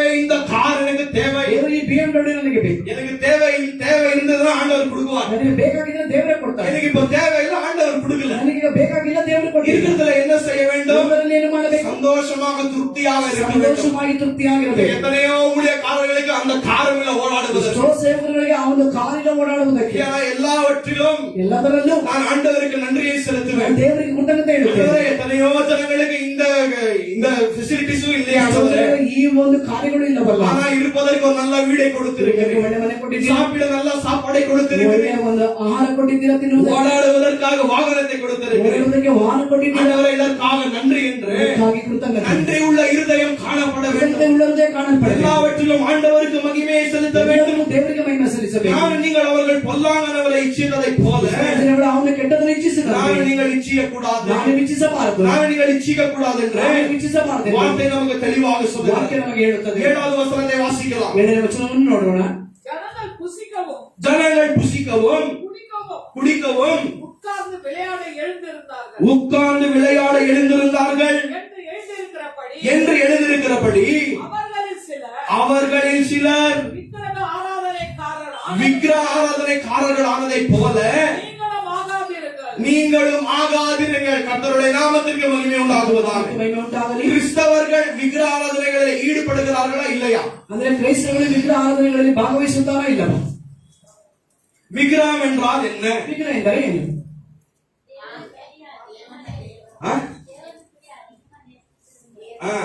பாருங்க, சிஸ்டர் கரெக்டா சொன்னாங்க. லாஸ்ட் டைம் மெசேஜ் கேட்டிருக்காங்க, ஞாபகத்துல வைத்துக் கொண்டிருக்கிறாங்க. இல்ல, விக்கிரக ஆராதனை என்றால் என்ன? ವಿಗ್ರಹ ಆರಾಧನೆ ಎಂದರೆ வெறோ ஒரு சொரூபத்தை வைத்து ஆராதிப்பதல்ல. ಒಂದು ಸ್ವರೂಪನಿಟ್ಟು ಆರಾಧಿಸುವುದಲ್ಲ. இன்னைக்கு எத்தனையோ ஜனங்கள் என்ன செய்கிறார்கள்? ಜನಗಳು ಏನು ಮಾಡುತ್ತಾರೆ? மரியாதை வைத்து ஆராதிக்கிறார்கள். ಇಟ್ಟು ಆರಾಧಿಸುತ್ತಾರೆ. இன்னும் அநேக போட்டோகளை வைத்து ஆராதிக்கிறார்கள். ಫೋಟೋಗಳನ್ನು ಇಟ್ಟು அது ಆರಾಧಿಸುತ್ತಾರೆ. விக்கிரக ஆராதனையாக இருக்கிறது.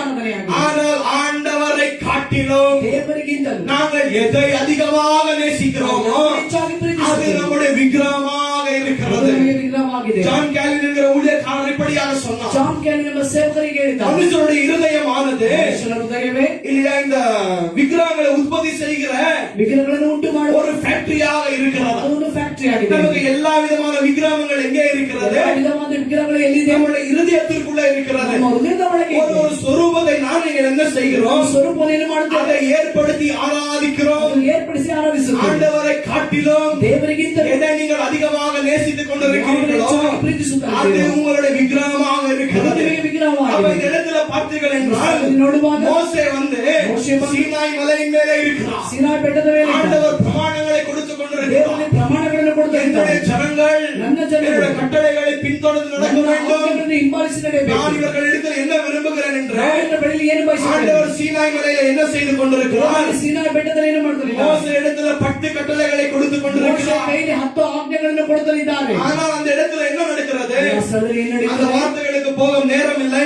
ಅಂದ್ರೆ ಆ ಒಂದು ವಾಕ್ಯಕ್ಕೆ ಹೋಗಲು ಸಮಯವಿಲ್ಲ. எழுதிக் கொள்ளுங்கள், வீட்டில போய் வாசித்துக் கொள்ளுங்கள். ಬರೆದುಕೊಂಡು ಮನೆಯಲ್ಲಿ ಓದಿದೆ. எக்ஸோடஸ் 32 ಅಂದ್ರೆ ವಿಮೋಚನ ಕಾಂಡ 1 20வது வசனம் வரைக்கும் வீட்டில போய் வாசித்துக் கொள்ளுங்கள். 20 ಮನೆಯಲ್ಲಿ ಓದಿರಿ. அப்ப இந்த இடத்துல நீங்கள் பார்த்தீர்கள் என்றால் ನೋಡುವಾಗ ஆண்டவர் என்ன செய்கிறார்? ದೇವರು ಏನು ಮಾಡ್ತಾರೆ? முதலையே ஆண்டவர் இவர்களுக்கு கட்டளை கொடுத்தார். ಅದರ ದೇವರಿಗೆ ಆಜ್ಞೆ ಕೊಟ್ಟಿದ್ದರು, விக்கிரக ஆராதனை செய்யாதிருப்பாயாக.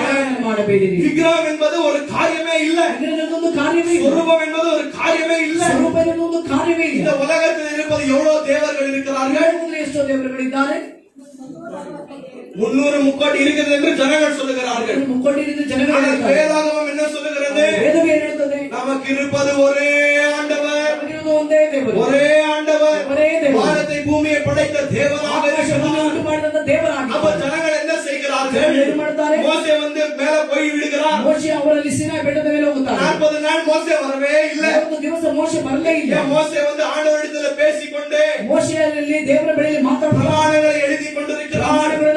ಅವರಲ್ಲಿ ಬರೆದಿರುತ್ತಾರೆ. அவர் 40 நாள் சாப்பிடவும் இல்லை, புசிக்கவும் இல்லை. 40 ದಿವಸ ಹಗಲು ಇರುಳು ಅವರು ತಿನ್ನೋದು ಇಲ್ಲ. ஆண்டவருடைய சமூகத்திலே இருக்கிறார். ದೇವರ ಸಮೂಹದಲ್ಲಿದ್ದಾರೆ. இந்த ஜனங்கள் சொல்லுகிறார், ಜನಗಳು ಹೇಳುತ್ತಾರೆ, ஆரோனே, ಆರೋನನೇ, மோசே வரவில்லை. ಮೋಶೆ ಬರಲಿಲ್ಲ. மோசேக்கு என்ன ஆனது என்று நமக்கு தெரியாது. ಏನಾಯ್ತು ನಮಗೆ ಗೊತ್ತಿಲ್ಲ.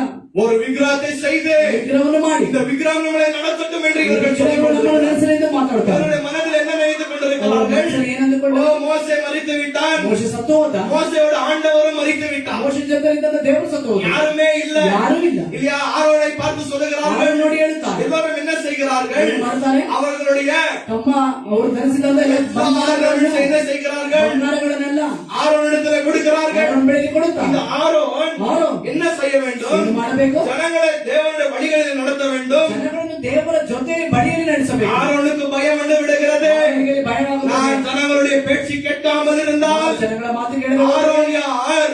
ಆರೋನನು தேவனுடைய ஆசாரியன். ಅವನು ದೇವರ ಯಾಜಕನು. ஆனா இந்த ஆசாரியன் என்ன செய்கிறார்? ಯಾಜಕನೇನು ஜனங்களை விக்கிரகாராதனைக்குள்ளாக வழி நடத்துகிறார். ಅವರನ್ನೇ ವಿಗ್ರಹ ಆರಾಧನೆಗೆ ನಡೆಸುತ್ತಾರೆ. ஆரோனுக்கு பயம் வந்து விடுகிறது. ಅವನಿಗೆ ಭಯ இந்த ಉಂಟಾಯಿತು. ஜனங்க கண்டிப்பாக என்னை சாகடித்து விடுவார்கள். ನಿಜವಾಗ್ಲೂ ನನ್ನನ್ನು ಸಾಯಿಸುತ್ತಾರೆ. இவர்கள் என்ன சொல்லுகிறாரோ நான் அதை செய்து ಅವರು விடுகிறேன். ಏನ್ ಹೇಳ್ತಾರೋ ಅದನ್ನು ಮಾಡಬೇಕು. இல்ல எல்லா இடத்துல கலெக்ட் பண்ணுகிறார். ಎಲ್ಲರ ಬೆಳೆದಂತ ಬಂಗಾರವನ್ನು ತೆಗೆದುಕೊಂಡು நெருப்புல போடுகிறார்கள். ಬೆಂಕಿಗೆ ಹಾಕುತ್ತಾರೆ. அப்பொழுது ஒரு விக்கிரகம் வருகிறது. ಒಂದು ವಿಗ್ರಹ இந்த ಉಂಟಾಗುತ್ತದೆ. ஜனங்கள் முட்டாள் ஜனங்கள் ಜನಗಳು ஆராதித்துக் கொண்டிருக்கிறார்கள்.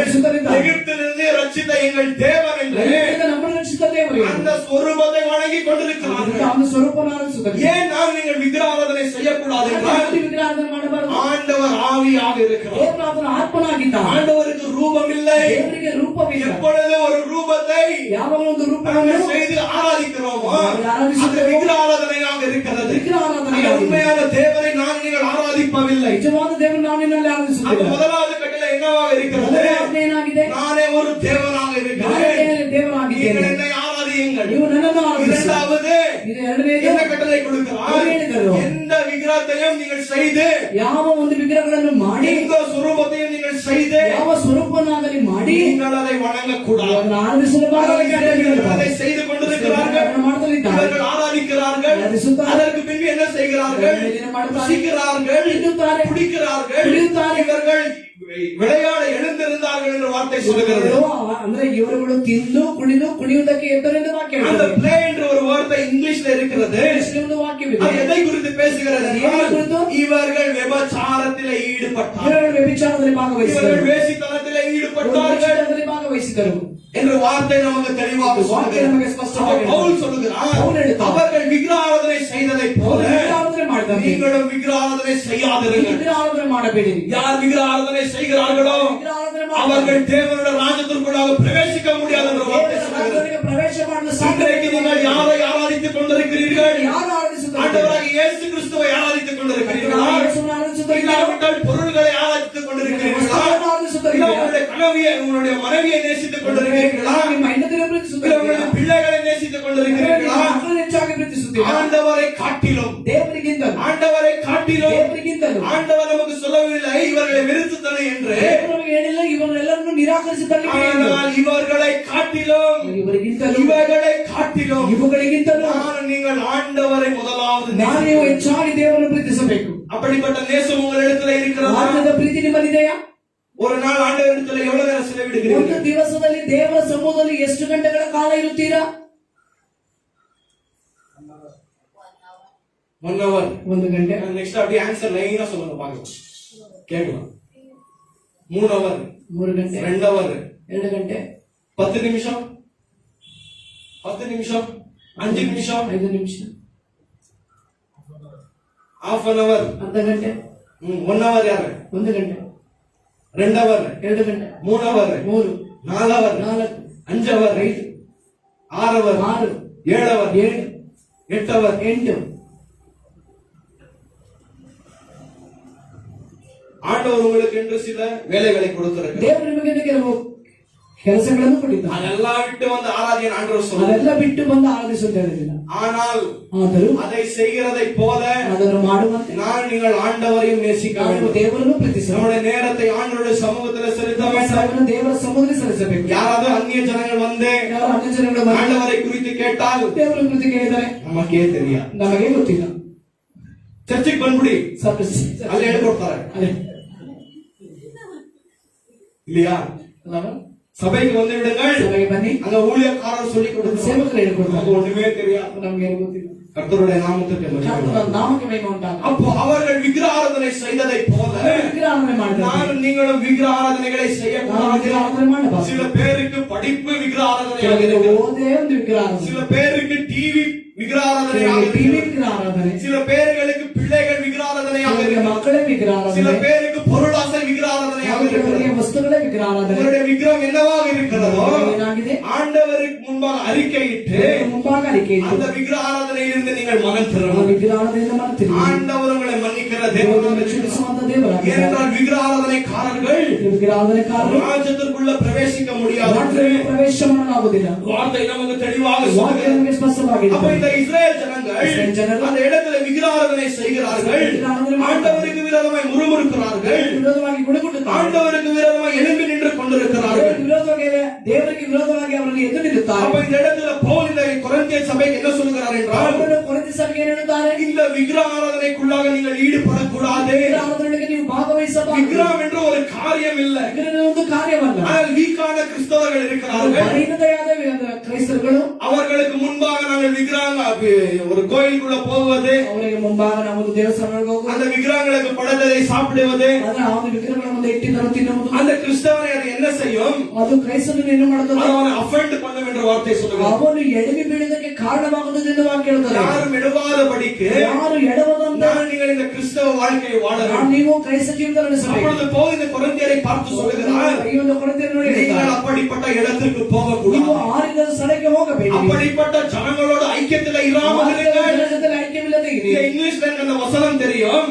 ಅಂದ್ರೆ தமிழ்ல எப்படி இருக்கிறது என்று தெரியாது. ಆಂಗ್ಲದಲ್ಲಿ ಒಂದು Bad company corrupts good morals. ಅಂದ್ರೆ ನಾವು ಕೆಟ್ಟವರ ಒಂದು ಸಹವಾಸ ಮಾಡುವಾಗ ಹಾಗೂ ನಮಗಿರುವಂತಹ ಒಂದು ಒಳ್ಳೆ ಅಭಿಪ್ರಾಯಗಳು, ನಮ್ಮ ಮೇಲಿರುವಂತಹ ಒಳ್ಳೆ ಅಭಿಪ್ರಾಯಗಳು ಕೂಡ ಹೋಗುತ್ತವೆ. ಅಭಿಪ್ರಾಯ ಹೋಗೋದಲ್ಲ, ಅವ್ರ ತರವೇ ನಾವು ಆಗ್ಬಿಡ್ತೀವಿ.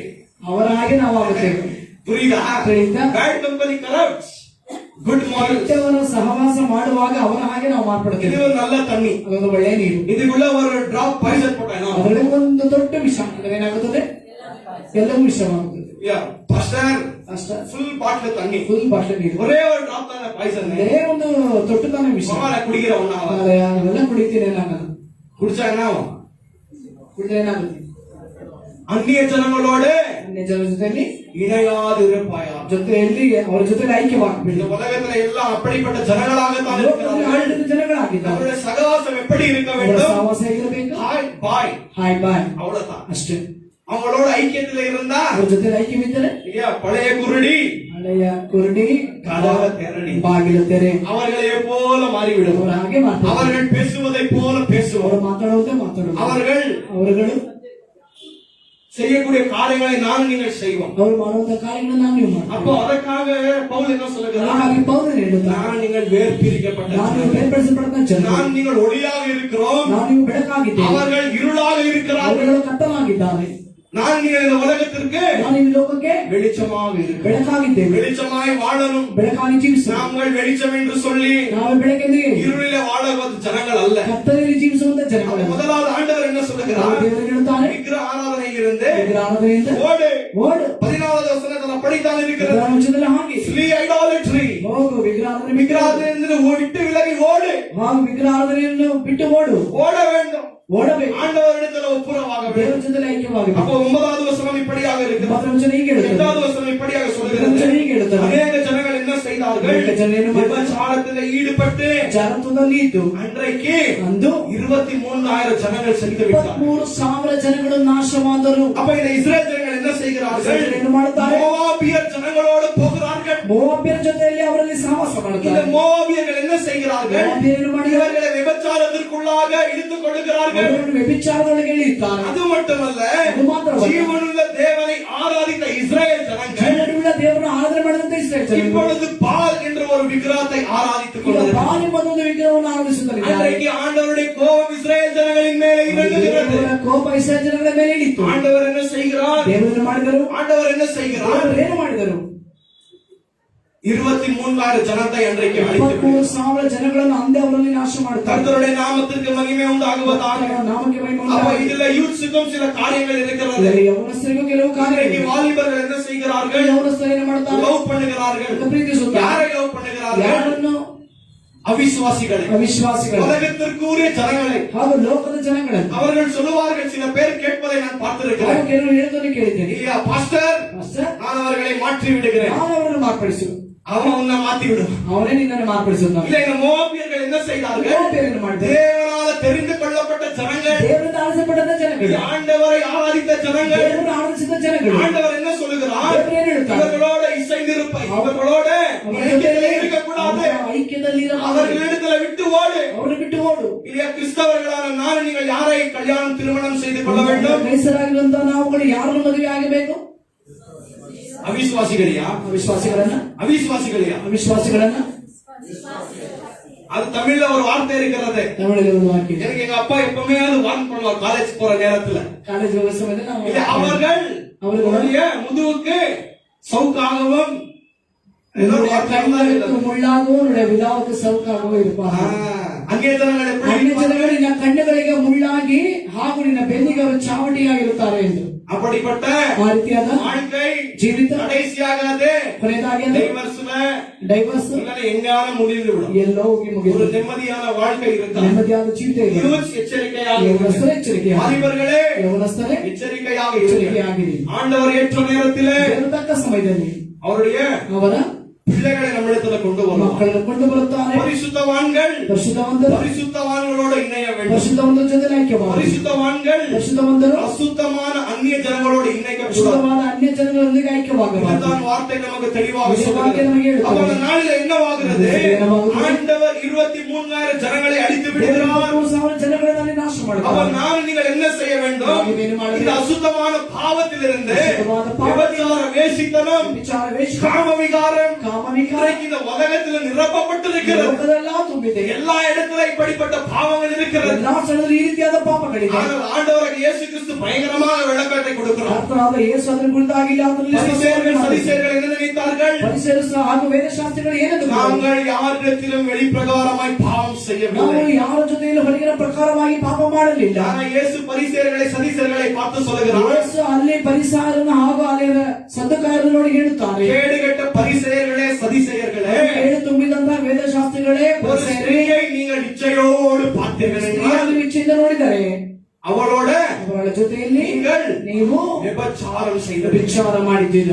அப்போ ஆண் மனுஷன் வெளிப்பிரகாரமாய் பார்க்கிறான். ಮನುಷ್ಯನ ಹೊರಗಿನ ನೋಟದಲ್ಲಿ மனுஷன் ನೋಡಿದ್ದಾನೆ. வெளியே காரியங்களை பார்த்து நியாயத்தீர்க்கின்றான். ಮನುಷ್ಯನ ಹೊರಗಿನ ಕಾರ್ಯದಲ್ಲಿ ನ್ಯಾಯತೀರಿಸುತ್ತಾನೆ. ஆனால் ஆண்டவர் உள்ளார இருதயத்தை பார்க்கிறார். ದೇವರ ಒಳಗಿನ ಹೃದಯವನ್ನು ನೋಡುತ್ತಾರೆ.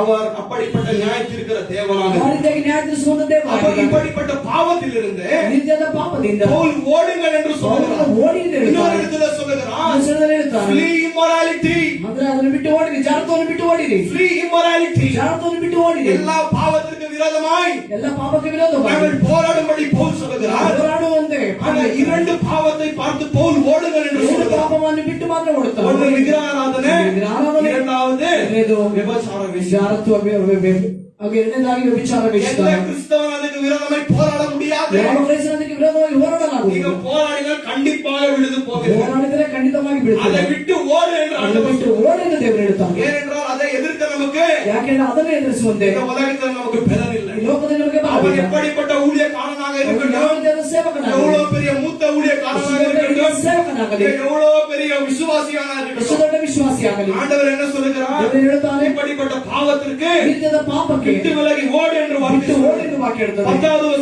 9வது வசனத்தில் இப்படியாக இருக்கிறது, ವಚನದಲ್ಲಿ ಹೀಗೆ ಇದೆ, சிலர்கள் ஆண்டவரை என்ன செய்தார்கள்? ದೇವರು ಏನು ಮಾಡಿದರು? டெஸ்ட் செய்தார்கள், ಪರೀಕ್ಷಿಸಿದರು, பரீட்சை பார்த்தார்கள். ಪರೀಕ್ಷಿಸಿದರು. அவர்களை போல நான் நீங்கள் பரீட்சை பார்க்க கூடாது என்று வார்த்தை ಅವರ சொல்லுகிறது. ಹಾಗೆ ಪರೀಕ್ಷಿಸಬಾರದು ಎಂದು ವಾಕ್ಯ ಹೇಳ್ತಾರೆ. ஆண்டவரை நாங்கள் எவ்வளவு நேரத்துல பரீட்சை பார்க்கின்றோம். ದೇವರು ಎಷ್ಟೋ ಸಮಯ ನಾವು ಅದನ್ನು ಪರೀಕ್ಷಿಸಿದ್ದೇವೆ. ஆண்டவரே உங்களால இது செய்ய முடியுமா? ಇದು ನಿಮಗೆ ಆಗುತ್ತದ? ஆண்டவரே உங்களால அது செய்ய ದೇವರು முடியுமா? ನಿಮಗೆ ಅದು ಆಗುತ್ತದ? அவ்வளவு பிறகு உங்களுக்கு இருக்கிறதா? ಬಲ ನಿಮಗಿದೆಯಾ? ஆனாலும் ஏன் இதை நீங்கள் செய்யவில்லை? ಯಾಕೆ ನೀವು ಇದನ್ನು ಮಾಡಲಿಲ್ಲ? நான் இதற்காக ஜெபித்திருக்கிறேன், ಅದಕ್ಕಾಗಿ ಪ್ರಾರ್ಥಿಸಿದ್ದೇನೆ. ஏன் ஆண்டவரை செய்யவில்லை என்று அநேக ஜனங்கள் என்ன செய்கிறோம்? ಅನೇಕ ಜನಗಳನ್ನು ஆண்டவரை பரீட்சை பார்க்கின்றோம். ದೇವರನ್ನು ಪರೀಕ್ಷಿಸುತ್ತೇವೆ. நான் நீங்கள் ஆண்டவரை பரீட்சை பார்ப்பதற்கு யார்? ದೇವರನ್ನು ಪರೀಕ್ಷೆ ಮಾಡಿದಾಗ ಯಾರು? நான் நீங்கள் ஒன்றுமே இல்லை, ಯಾರಿಗೂ ಏನಿಲ್ಲ. ஒரு வெறுமையான ஜனங்கள். ಬೆಳೆದಾದ ಜನಗಳು நான் நீங்கள் ஒரு ಒಂದು புழுவாக இருக்கிறோம். ಹುಳುವಾಗಿದ್ದೇವೆ. மண்ணிலிருந்து ಮಣ್ಣಿನಿಂದ ஆண்டவர் நம்மளை உருவாக்கி இருக்கிறார். ದೇವರನ್ನು ಉಂಟು அப்ப ಮಾಡಿದ್ದಾರೆ. இந்த இஸ்ரேல் ஜனங்கள் என்ன செய்கிறார்கள்? ಏನು ಮಾಡುತ್ತಾರೆ? ஆண்டவரை சோதிக்கிறார்கள். ದೇವರು ಶೋಧಿಸುತ್ತಾರೆ. ಇಲ್ಲಿ ஆண்டவர் ದೇವರು ஏதோமிலிருந்து ಎದೋಮಿನಿಂದ ஆண்டவர் என்ன செய்கிறார்? இஸ்ரேல் ஜனங்களை ದೇವರು ಇಸ್ರಾಯೇಲ್ ಜನಗಳನ್ನು ஏதோம் தேசத்தின் மூலமாய் ஏதோம் தேசದ ಮೂಲಕ ஆண்டவர் கொண்டு வருகிறார். ದೇವರು ಕೊಂಡು அப்ப ಬರುತ್ತಾರೆ. இவர்கள் சொல்லுகிறார்கள், இவர்கள் ಹೇಳುತ್ತಾರೆ, கானானுக்கு போவதற்கு ஒரு ஈஸியான ரூட் இருக்கிறது இல்லையா? ಕಾನಾನಿಗೆ ಹೋಗೋದಕ್ಕೆ ಒಂದು ಸುಲಭವಾದ ದಾರಿ ಇದೆ. ஏன் எங்களை இப்படி கூட்டிக் கொண்டு போய் கொண்டிருக்கிறார்? ಈಗ ನಮ್ಮನ್ನು ಅವರು ಕರೆದುಕೊಂಡು ಹೋಗುತ್ತಾರೆ. ஆண்டவர் என்ன செய்கிறார்கள்? ಏನು ಮಾಡುತ್ತಾರೆ? இவர்கள் சோதித்து பார்க்கிறார்கள். ಇವರು ಶೋಧಿಸಿ அது ನೋಡುತ್ತಾರೆ. மட்டுமல்ல, அது ಮಾತ್ರವಲ್ಲ, மோசேவே, ಮೋಶೆಯೇ, நமக்கு தண்ணீரே இல்லையே, ನಿನಗೆ ನೀರಿಲ್ಲವಲ್ಲ, உனக்கு கொடுக்க தகுதி இருக்கிறதா? ನಿನಗೆ ಯೋಗ್ಯತೆ ಇದೆಯಾ? ஆண்டவர் ஏன் நம்மளை இப்படி நடத்தி ದೇವರು கொண்டிருக்கிறார்கள்? ಏಕೆ ಹೀಗೆ ನಡೆಸುತ್ತಾರೆ? இவர்களை ஆண்டவர் பரீட்சை பார்க்கிறார். ದೇವರನ್ನು ಇವರು ஆனால் ಪರೀಕ್ಷಿಸುತ್ತಾರೆ. ஆண்டவர் என்ன செய்கிறார்? ದೇವರು ಏನು அந்த ಮಾಡುತ್ತಾರೆ? இடத்திலே இவர்களுக்கு குடிப்பதற்கு தண்ணீரையும் கொடுக்கிறார். ಇದಕ್ಕೆ ನೀರನ್ನು ಕೊಡ್ತಾರೆ. அதே நேரத்தில் இவர்களின் மேலே ஆண்டவர் நியாயம் ಅದೇ தீர்க்கிறார். ಸಮಯದಲ್ಲಿ ದೇವರು ಇವರ ಮೇಲೆ ನ್ಯಾಯ ತೀರಿಸುತ್ತಾರೆ. 10வது வசனத்தில் இப்படியாக இருக்கிறது, ಹೀಗೆ ಇದೆ. நான் நீங்கள் என்ன செய்யக்கூடாதா? ಏನು ಮಾಡಬಾರದು? அவர்கள் முறுமுறுத்ததை போல ಅವರುಗಳು ಗುಣಗುಟ್ಟಿದಂತೆ நான் நீங்கள் என்ன செய்யக்கூடாது? ನೀವು முறுமுறுக்க கூடாது. ಗುಣಗುಟ್ಟಬಾರದು. ஏனென்றால் ಯಾಕೆಂದರೆ அங்க தூதன் வந்து என்ன செய்தான்? ದೂತರ ಮುಂದೆ ಏನು ಮಾಡಿದ? The destroyer, சம்மாரம் செய்கிற தூதன் ಸಂಹಾರ ದೂತನು என்ன செய்தான்? ಏನು ಮಾಡಿದ? அந்த இடத்துல ಆ ಸ್ಥಳದಲ್ಲಿ வந்து சங்காரம் செய்து விட்டான். ಮೊದಲು ಸಂಹಾರ அந்த ಮಾಡಿದ. சங்கார தூதன் யாருங்கள்? பழைய ஏற்பாடில் ಅಂದ್ರೆ ಹಳೆ ಒಡಂಬಡಿಕೆಯ ಒಂದು ಸಂಹಾರ ದೂತನು ಯಾರು? ஆண்டவராக இயேசு. ಯೇಸು. அல்லேலூயா. ಹಾಲೆಲೂಯಾ. ஆண்டவர் ரட்சிக்கிற தேவன் மட்டுமில்லை, ದೇವರು ರಕ್ಷಿಸುವಂತ ದೇವರು ಮಾತ್ರ. அவர் பாவிகளை அழிக்கக்கூடிய தேவனாக ಅವರು இருக்கிறார். ಪಾಪಿಗಳನ್ನು ನಿರ್ಮೂಲ ಮಾಡುವಂತ ದೇವರು ಕೂಡ ಆಗಿದ್ದಾರೆ. அல்லேலூயா. ಹಾಲೆಲೂಯಾ. சத்தமே கேட்கலையே? ஆண்டவர் என்ன செய்கிறார்? ಏನು ಮಾಡುತ್ತಾರೆ? ரட்சிக்கிற தேவனாகவும் இருக்கிறார், ಒಂದು ದೇವರಾಗಿದ್ದಾರೆ. பாவிகளையும் ಪಾಪಿಗಳನ್ನು தண்டிக்கக்கூடிய ದಂಡಿಸುವಂತ தேவனாகவும் இருக்கிறார். ದೇವರು ಆಗಿದ್ದಾರೆ. நான் நீங்கள் எச்சரிக்கையாக இருக்க வேண்டும். ಎಚ್ಚರಿಕೆಯಾಗಿರಬೇಕು. அப்ப இந்த இடத்துல இந்த ஜனங்கள் என்ன சொல்லுகிறார்கள்? ಜನಗಳು ಹೇಳುತ್ತಾರೆ, மோசேக்கு விரோதமாய் முறுமுறுத்துக் கொண்டிருக்கிறார்கள். ವಿರೋಧವಾಗಿ ಗುಣಗುಡುತ್ತಿದ್ದಾರೆ. இவர்கள் 12 பேரை மோசே அனுப்புகிறார். ಇವರು 12 ಜನವನ್ನು மோசே ಕಳಿಸುತ್ತಾರೆ. கானான் தேசத்திற்கு போங்கள். ಕಾನಾನ್ ದೇಶಕ್ಕೆ ಹೋಗಿ அங்க போய் அதை பார்த்து அந்த தேசம் எப்படி இருக்கிறது என்று ಆ ದೇಶ ಹೇಗಿದೆ ಎಂದು பார்த்து வாருங்கள் என்று சொல்லுகிறார். ನೋಡಿ ಬನ್ನಿರಿ ಎಂದು. அப்போ 10 பேர் என்ன சொல்லுகிறார்கள்? 10 ಜನ ಹೇಳುತ್ತಾರೆ, முறுமுறுக்கிறார்கள். ಗುಣಗುಡುತ್ತಾರೆ. ஐயோ மோசே, உன்னை நாங்கள் சாவடிக்க போகிறோம். ನಿನ್ನನ್ನು இந்த ಸಾಯಿಸಿದ್ದೇವೆ. இடத்துல வந்து நாங்கள் சாகும்படி எங்களை இதை அழைத்துக் கொண்டு வந்திருக்கிறாயா? ನಾವು ಸಾಯುವಂತ ನಮ್ಮನ್ನು ಕರೆದುಕೊಂಡು ಬಂದಿದ್ದೀವಿ. ஆனால் யோசுவா காலேபு என்ன சொல்லுகிறார்கள்? ಯೋಶುವ ಕಾಲೇಬನು ಮಾಡ್ತಾರೆ. ஆண்டவர் அந்த தேசத்தை நமக்கு கொடுக்க ದೇವರ போகிறார். ದೇಶವನ್ನು ನಮಗೆ அந்த ಕೊಡುತ್ತಾರೆ. ஜனங்களை நம்முடைய கரங்களில் ಜನಗಳನ್ನು ನಮ್ಮ ಕೈಗೆ ಕೊಡುತ್ತಾರೆ. ஜனங்கள் மோசேக்கு விரோதமாய் நிற்கிறார்கள். ಜನಗಳು ಮೋಶೆಗೆ ವಿರೋಧವಾಗಿ கல்லுகளை எடுக்கிறார்கள். ಕಲ್ಲುಗಳನ್ನು ತೆಗೆಯುತ್ತಾರೆ. மோசேயை சாகடிக்கும்படியா ಮೋಶೆಯನ್ನು ಸಾಯಿಸುವ ஆண்டவர் அந்த இடத்துல ದೇವರ ಆಶ್ರಯದಲ್ಲಿ இவர்களை நியாய தீர்ப்புக்கு கொண்டு வருகிறார். ದೇವರು ನ್ಯಾಯ ತೀರಿಸುತ್ತಾರೆ. அத்தனை ஜனங்களும் அந்த இடத்துல சாகுறார்கள். ಅಷ್ಟು ಜನರು ಅಲ್ಲಿ ಸಾಯುತ್ತಾರೆ. இது மோசேக்கு விரோதமாய் கம்ப்ளைண்ட், ಮೋಶೆಗೆ ವಿರೋಧವಾಗಿ ಅವರಲ್ಲಿ ಅಲ್ಲಿ ಕಂಪ್ಲೇಂಟ್ ಹೇಳ್ತಾರೆ. ஊழியக்காரனுக்கு விரோதமாய் கம்ப்ளைண்ட், ದೇವರಿಗೆ ವಿರೋಧವಾಗಿ ಮಾತಾಡುವುದು. ஆண்டவருக்கு விரோதமாய் கம்ப்ளைண்ட். ದೇವರಿಗೆ ವಿರೋಧವಾಗಿ ಮಾತಾಡುವುದು. ஆண்டவர் என்ன செய்கிறார்? ದೇವರು ಏನು அந்த ಮಾಡ್ತಾರೆ? இடத்துல ಆ ಸ್ಥಳದಲ್ಲಿ ஆண்டவர் பிளேகை கொண்டு வருகிறார். ದೇವರು ಅಲ್ಲಿ ಏನ್ ಮಾಡ್ತಾರೆ? ದೇವರಲ್ಲಿ ಅಂದ್ರೆ ಒಂದು ವ್ಯಾಧಿಯನ್ನು ಕೊಂಡು ಬರುತ್ತಾರೆ. வியாதியை கொண்டு வியாதியை கொண்டு வந்து வந்து அன்றைக்கு அப்படியே இந்த ஜனங்கள் மரித்து ಆ போகிறார்கள். ಜನಗಳು ಅಂದ ಹಂಗೆ ಸಾಯ್ತಾರೆ. இன்னொரு இடத்துல ಇನ್ನೊಂದು ಸ್ಥಳದಲ್ಲಿ கோராவும் இன்னும் 250 பேர்கள் மோசேக்கு விரோதமாய் நிற்கிறார்கள். ಕೋರಹನ ಹಾಗೂ ಅವನ ಪಕ್ಷದವರು ಮೋಶೆಗೆ ವಿರೋಧವಾಗಿ ನಿಂತಿದ್ದಾರೆ. ஏன் எங்களிடத்துல தேவன் இல்லையா? ಯಾವ ನಮ್ಮ ಜೊತೆಗೆ ದೇವರಿಲ್ಲವಾ? நாங்களே கானான் தேசத்திற்கு போகிறோம். ನಾವೇ ಕಾನಾನ್ ದೇಶಕ್ಕೆ ಹೋಗುತ್ತೇವೆ. நாங்களே ஒரு கும்பலாக என்ன செய்கிறோம்? ನಾವು ಒಂದು ಗುಂಪಾಗಿ ಏನು ಮಾಡ್ತೇವೆ? கானான் தேசத்திற்கு போகிறோம். ಕಾನಾನ್ ದೇಶಕ್ಕೆ ಹೋಗುತ್ತೇವೆ. நெக்ஸ்ட் நாள் என்ன ஆகிறது? ಮೊದಲು ಏನಾಯ್ತು? அப்படியே கோராவும் ಕೋರಹನ அவன் குடும்பத்தாரும் ಅವರ ಪಕ್ಷದವರು அப்படியே பாதாளத்திற்குள்ளாக போய்விடுகிறார். ಭೂಮಿ ಎರಡು ಭಾಗವಾಯಿತು. ಅವರು ನೇರವಾಗಿ ಪಾತಾಳಕ್ಕೆ ಇಳಿದರು. யார் பிளந்தது? ಯಾರು ಆ ರೀತಿ ಮಾಡಿದ್ರು? ஆண்டவர் பிளந்து ದೇವರು ಪಾತಾಳವನ್ನು ತೆಗೆದರು. இவர்களை டைரக்டாக நரகத்திற்கு ಅವರು அனுப்பினார். ನೇರವಾಗಿ ಅಲ್ಲಿ ನರಕಕ್ಕೆ ಕಳಿಸಿದರು. பாதாளத்திற்கு அனுப்பிவிட்டார். ಪಾತಾಳಕ್ಕೆ ಕಳಿಸಿದರು. அப்ப பவுல் 11வது வசனத்தில் இப்படியாக சொல்லுகிறார், ಹೇಳ್ತಾರೆ, இவைகளெல்லாம் நமக்காக எழுதப்பட்டிருக்கிறது, ಇದೆಲ್ಲ ಯಾತಕ್ಕಾಗಿ ಅಂದ್ರೆ ಇವೆಲ್ಲ ನಮಗಾಗಿ ஒரு ಬರೆಯಲ್ಪಟ್ಟಿದೆ. மாதிரியாக எழுதப்பட்டிருக்கிறது. ಮಾದರಿಯಾಗಿ ಬರೆಯಲ್ಪಟ್ಟಿದೆ. ஏனென்றால் உலகத்தின் முடிவு ಯಾಕೆಂದ್ರೆ ಲೋಕದ ಅಂತ್ಯ சமீபமாக இருக்கிறது. ಸಮೀಪವಾಗಿದೆ. தேவனுடைய ஜனங்களே, ದೇವ ಜನಗಳೇ, இப்படிப்பட்ட பாவத்திலிருந்து இந்த ಪಾಪದಿಂದ நான் நீங்கள் மனம் திரும்பி ಮನ ತಿರುಗಿ ஆண்டவரிடத்தில் ದೇವರ ஒப்புரவாகி ಜೊತೆ ಐಕ್ಯವಾಗಿ அவருக்கு பிரியமாய் நடந்து ಪ್ರಿಯವಾಗಿ ನಡೆದು அவருடைய ராஜ்யத்திற்கு போகுவது என்பது ರಾಜ್ಯಕ್ಕೆ ಹೋಗುವುದು ஆண்டவருடைய சித்தமாக ದೇವರ இருக்கிறது. ಚಿತ್ತವಾಗಿದೆ. ஆனால் இப்படிப்பட்ட பாவத்திலிருந்து நான் நீங்கள் என்ன செய்ய வேண்டும்? ನೀವೇನು ಮಾಡಬೇಕು? விட்டு விலகி ஓட வேண்டும். ಬಿಟ್ಟು ಓಡಬೇಕು. இப்படிப்பட்ட பாவம் நமக்குள்ளாக இருந்தால் ಪಾಪ ನಮ್ಮೊಳಗಿದ್ದರೆ ஆண்டவருடைய சமூகத்தில் அறிக்கையிட்டு ದೇವರ ಸಮ್ಮುಖದಲ್ಲಿ அறிಕೆ அந்த ಮಾಡಿ பாவத்திலிருந்து மனம் திரும்பி ಪಾಪದಿಂದ ಮನ ತಿರುಗಿ ஆண்டவரின் மேலே விசுவாசத்தை ದೇವರ ಮೇಲೆ வைத்து ವಿಶ್ವಾಸವಿಟ್ಟು இந்த கிறிஸ்தவ ஓட்டத்தை நீங்கள் ஓட ಈ வேண்டும். ಕ್ರೈಸ್ತ ಓಟವನ್ನು ನಾನು ನೀವು ಓಡಬೇಕು. நீங்கள் உங்களுடைய கிறிஸ்தவ வாழ்க்கை எப்படி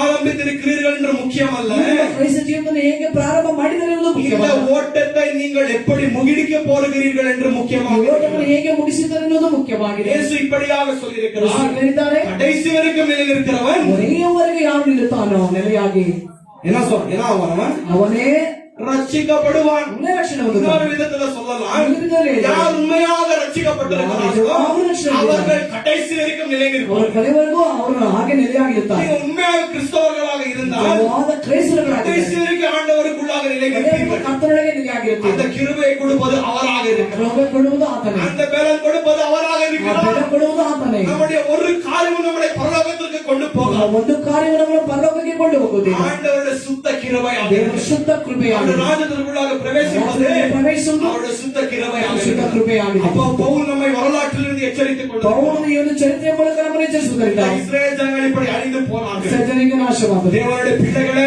ಜನಗಳೇ, வருகிற கோபத்திலிருந்து நீங்கள் உங்களை தப்புவித்துக் கொள்ளுங்கள். ಕೋಪದಿಂದ ನಿಮ್ಮನ್ನು ನೀವು ತಪ್ಪಿಸಿಕೊಳ್ಳಿ. இயேசு சீக்கிரமாய் வரப்போகிறார். ಬೇಗನೆ ಬರುತ್ತಾನೆ. எதற்காக வரப்போகிறார்? ಅದಕ್ಕಾಗಿ ಬರುತ್ತಾನೆ. நம்முடைய சீஷர்களை ரட்சிக்கும்படியா, ಅವರು ಆಗುತ್ತಾನೆ ಶಿಷ್ಯರನ್ನು ರಕ್ಷಿಸುವಂತೆ, விசுவாசிகளை ரட்சிக்கும்படியா, ವಿಶ್ವಾಸಿಗಳನ್ನು ರಕ್ಷಿಸುವಂತೆ, அந்நிய ஜனங்களை ನ್ಯಾಯ ತೀರ್க்கும்படியா ಜನರನ್ನು ನ್ಯಾಯ ತೀರಿಸುವುದಕ್ಕೆ இயேசு கிறிஸ்து சீக்கிரமாய் ಯೇಸು வரப்போகிறார். ಕ್ರಿಸ್ತನು ಬೇಗನೆ ಬರುತ್ತಾನೆ. அவருடைய வருகைக்காக ஆயத்தமாக இருக்கிறீர்கள். ಬರುವಿಗಾಗಿ ಸಿದ್ಧರಾಗಿದ್ದೀರಾ? எப்பொழுதுமே காத்திருந்த விழித்திருக்க வேண்டும். ಯಾವಾಗಲೂ ಎಚ್ಚರವಾಗಿರಕಾದಿರಿ. கிறிஸ்தவ வாழ்க்கையை ಕ್ರೈಸ್ತರ ಜೀವಿತ நாங்கள் சரியாக வாழ வேண்டும். ಸರಿಯಾಗಿ ಜೀವಿಸಬೇಕು. எல்லாவற்றிலும் இச்சை அடக்கம் இருக்க வேண்டும். ಎಲ್ಲವನ್ನೂ ಇಚ್ಛಾಡಕ ಇರಬೇಕು. எல்லாவற்றிலும் ஆயத்தம் இருக்க வேண்டும். ಎಲ್ಲದರಲ್ಲೂ ಸಿದ್ಧತೆ ಇರಬೇಕು. யார் இப்படிப்பட்ட வாழ்க்கையை அபியாசம் செய்து வாழுகிறார்களோ ಯಾರು ಈ ರೀತಿಯ ಜೀವಿತವನ್ನು ಕೈಗೊಂಡು ನಡೆಯುತ್ತಾರೋ இவர்கள் மட்டும் தான் ராஜ்யத்திற்குள்ளாக ಅವರು பிரவேசிப்பார்கள். ರಾಜ್ಯದೊಳಗೆ ಹೋಗುತ್ತಾರೆ. ராஜ்யத்திற்குள்ளாக போக வேண்டுமா? ರಾಜ್ಯದೊಳಗೆ ಹೋಗಬೇಕಾ? இயேசுவை காண வேண்டுமா? ಯೇಸುವನ್ನು ನೋಡಬೇಕಾ? ஆண்டவராக இயேசு கிறிஸ்துவை தேடுங்கள். ಕರ್ತನಾದ ಯೇಸುವನ್ನು ನೋಡಿ. அதிகமாக ஜெபியுங்கள். ಹೆಚ್ಚಾಗಿ ಪ್ರಾರ್ಥಿಸಿ, அதிகமாக வேதத்தை ಹೆಚ್ಚಾಗಿ வாசியுங்கள். ವೇದವನ್ನು ಓದಿರಿ, வார்த்தைகளுக்கு கீழ்ப்படிந்து ವಾಕ್ಯಕ್ಕೆ ವಿಧೇಯರಾಗಿ ನಡೆಯಿರಿ. ஆண்டவர் உங்களை வழிநடத்துகிற ದೇವರು தேவன். ನಿಮ್ಮನ್ನು ನಡೆಸುವಂತ இதை ದೇವರಾಗಿದ್ದಾರೆ. குறித்து ಯಾರ கவலைப்படாதீர்கள். ಕುರಿತು ಚಿಂತಿಸಬೇಡಿ. இவ்வளவு நாட்கள்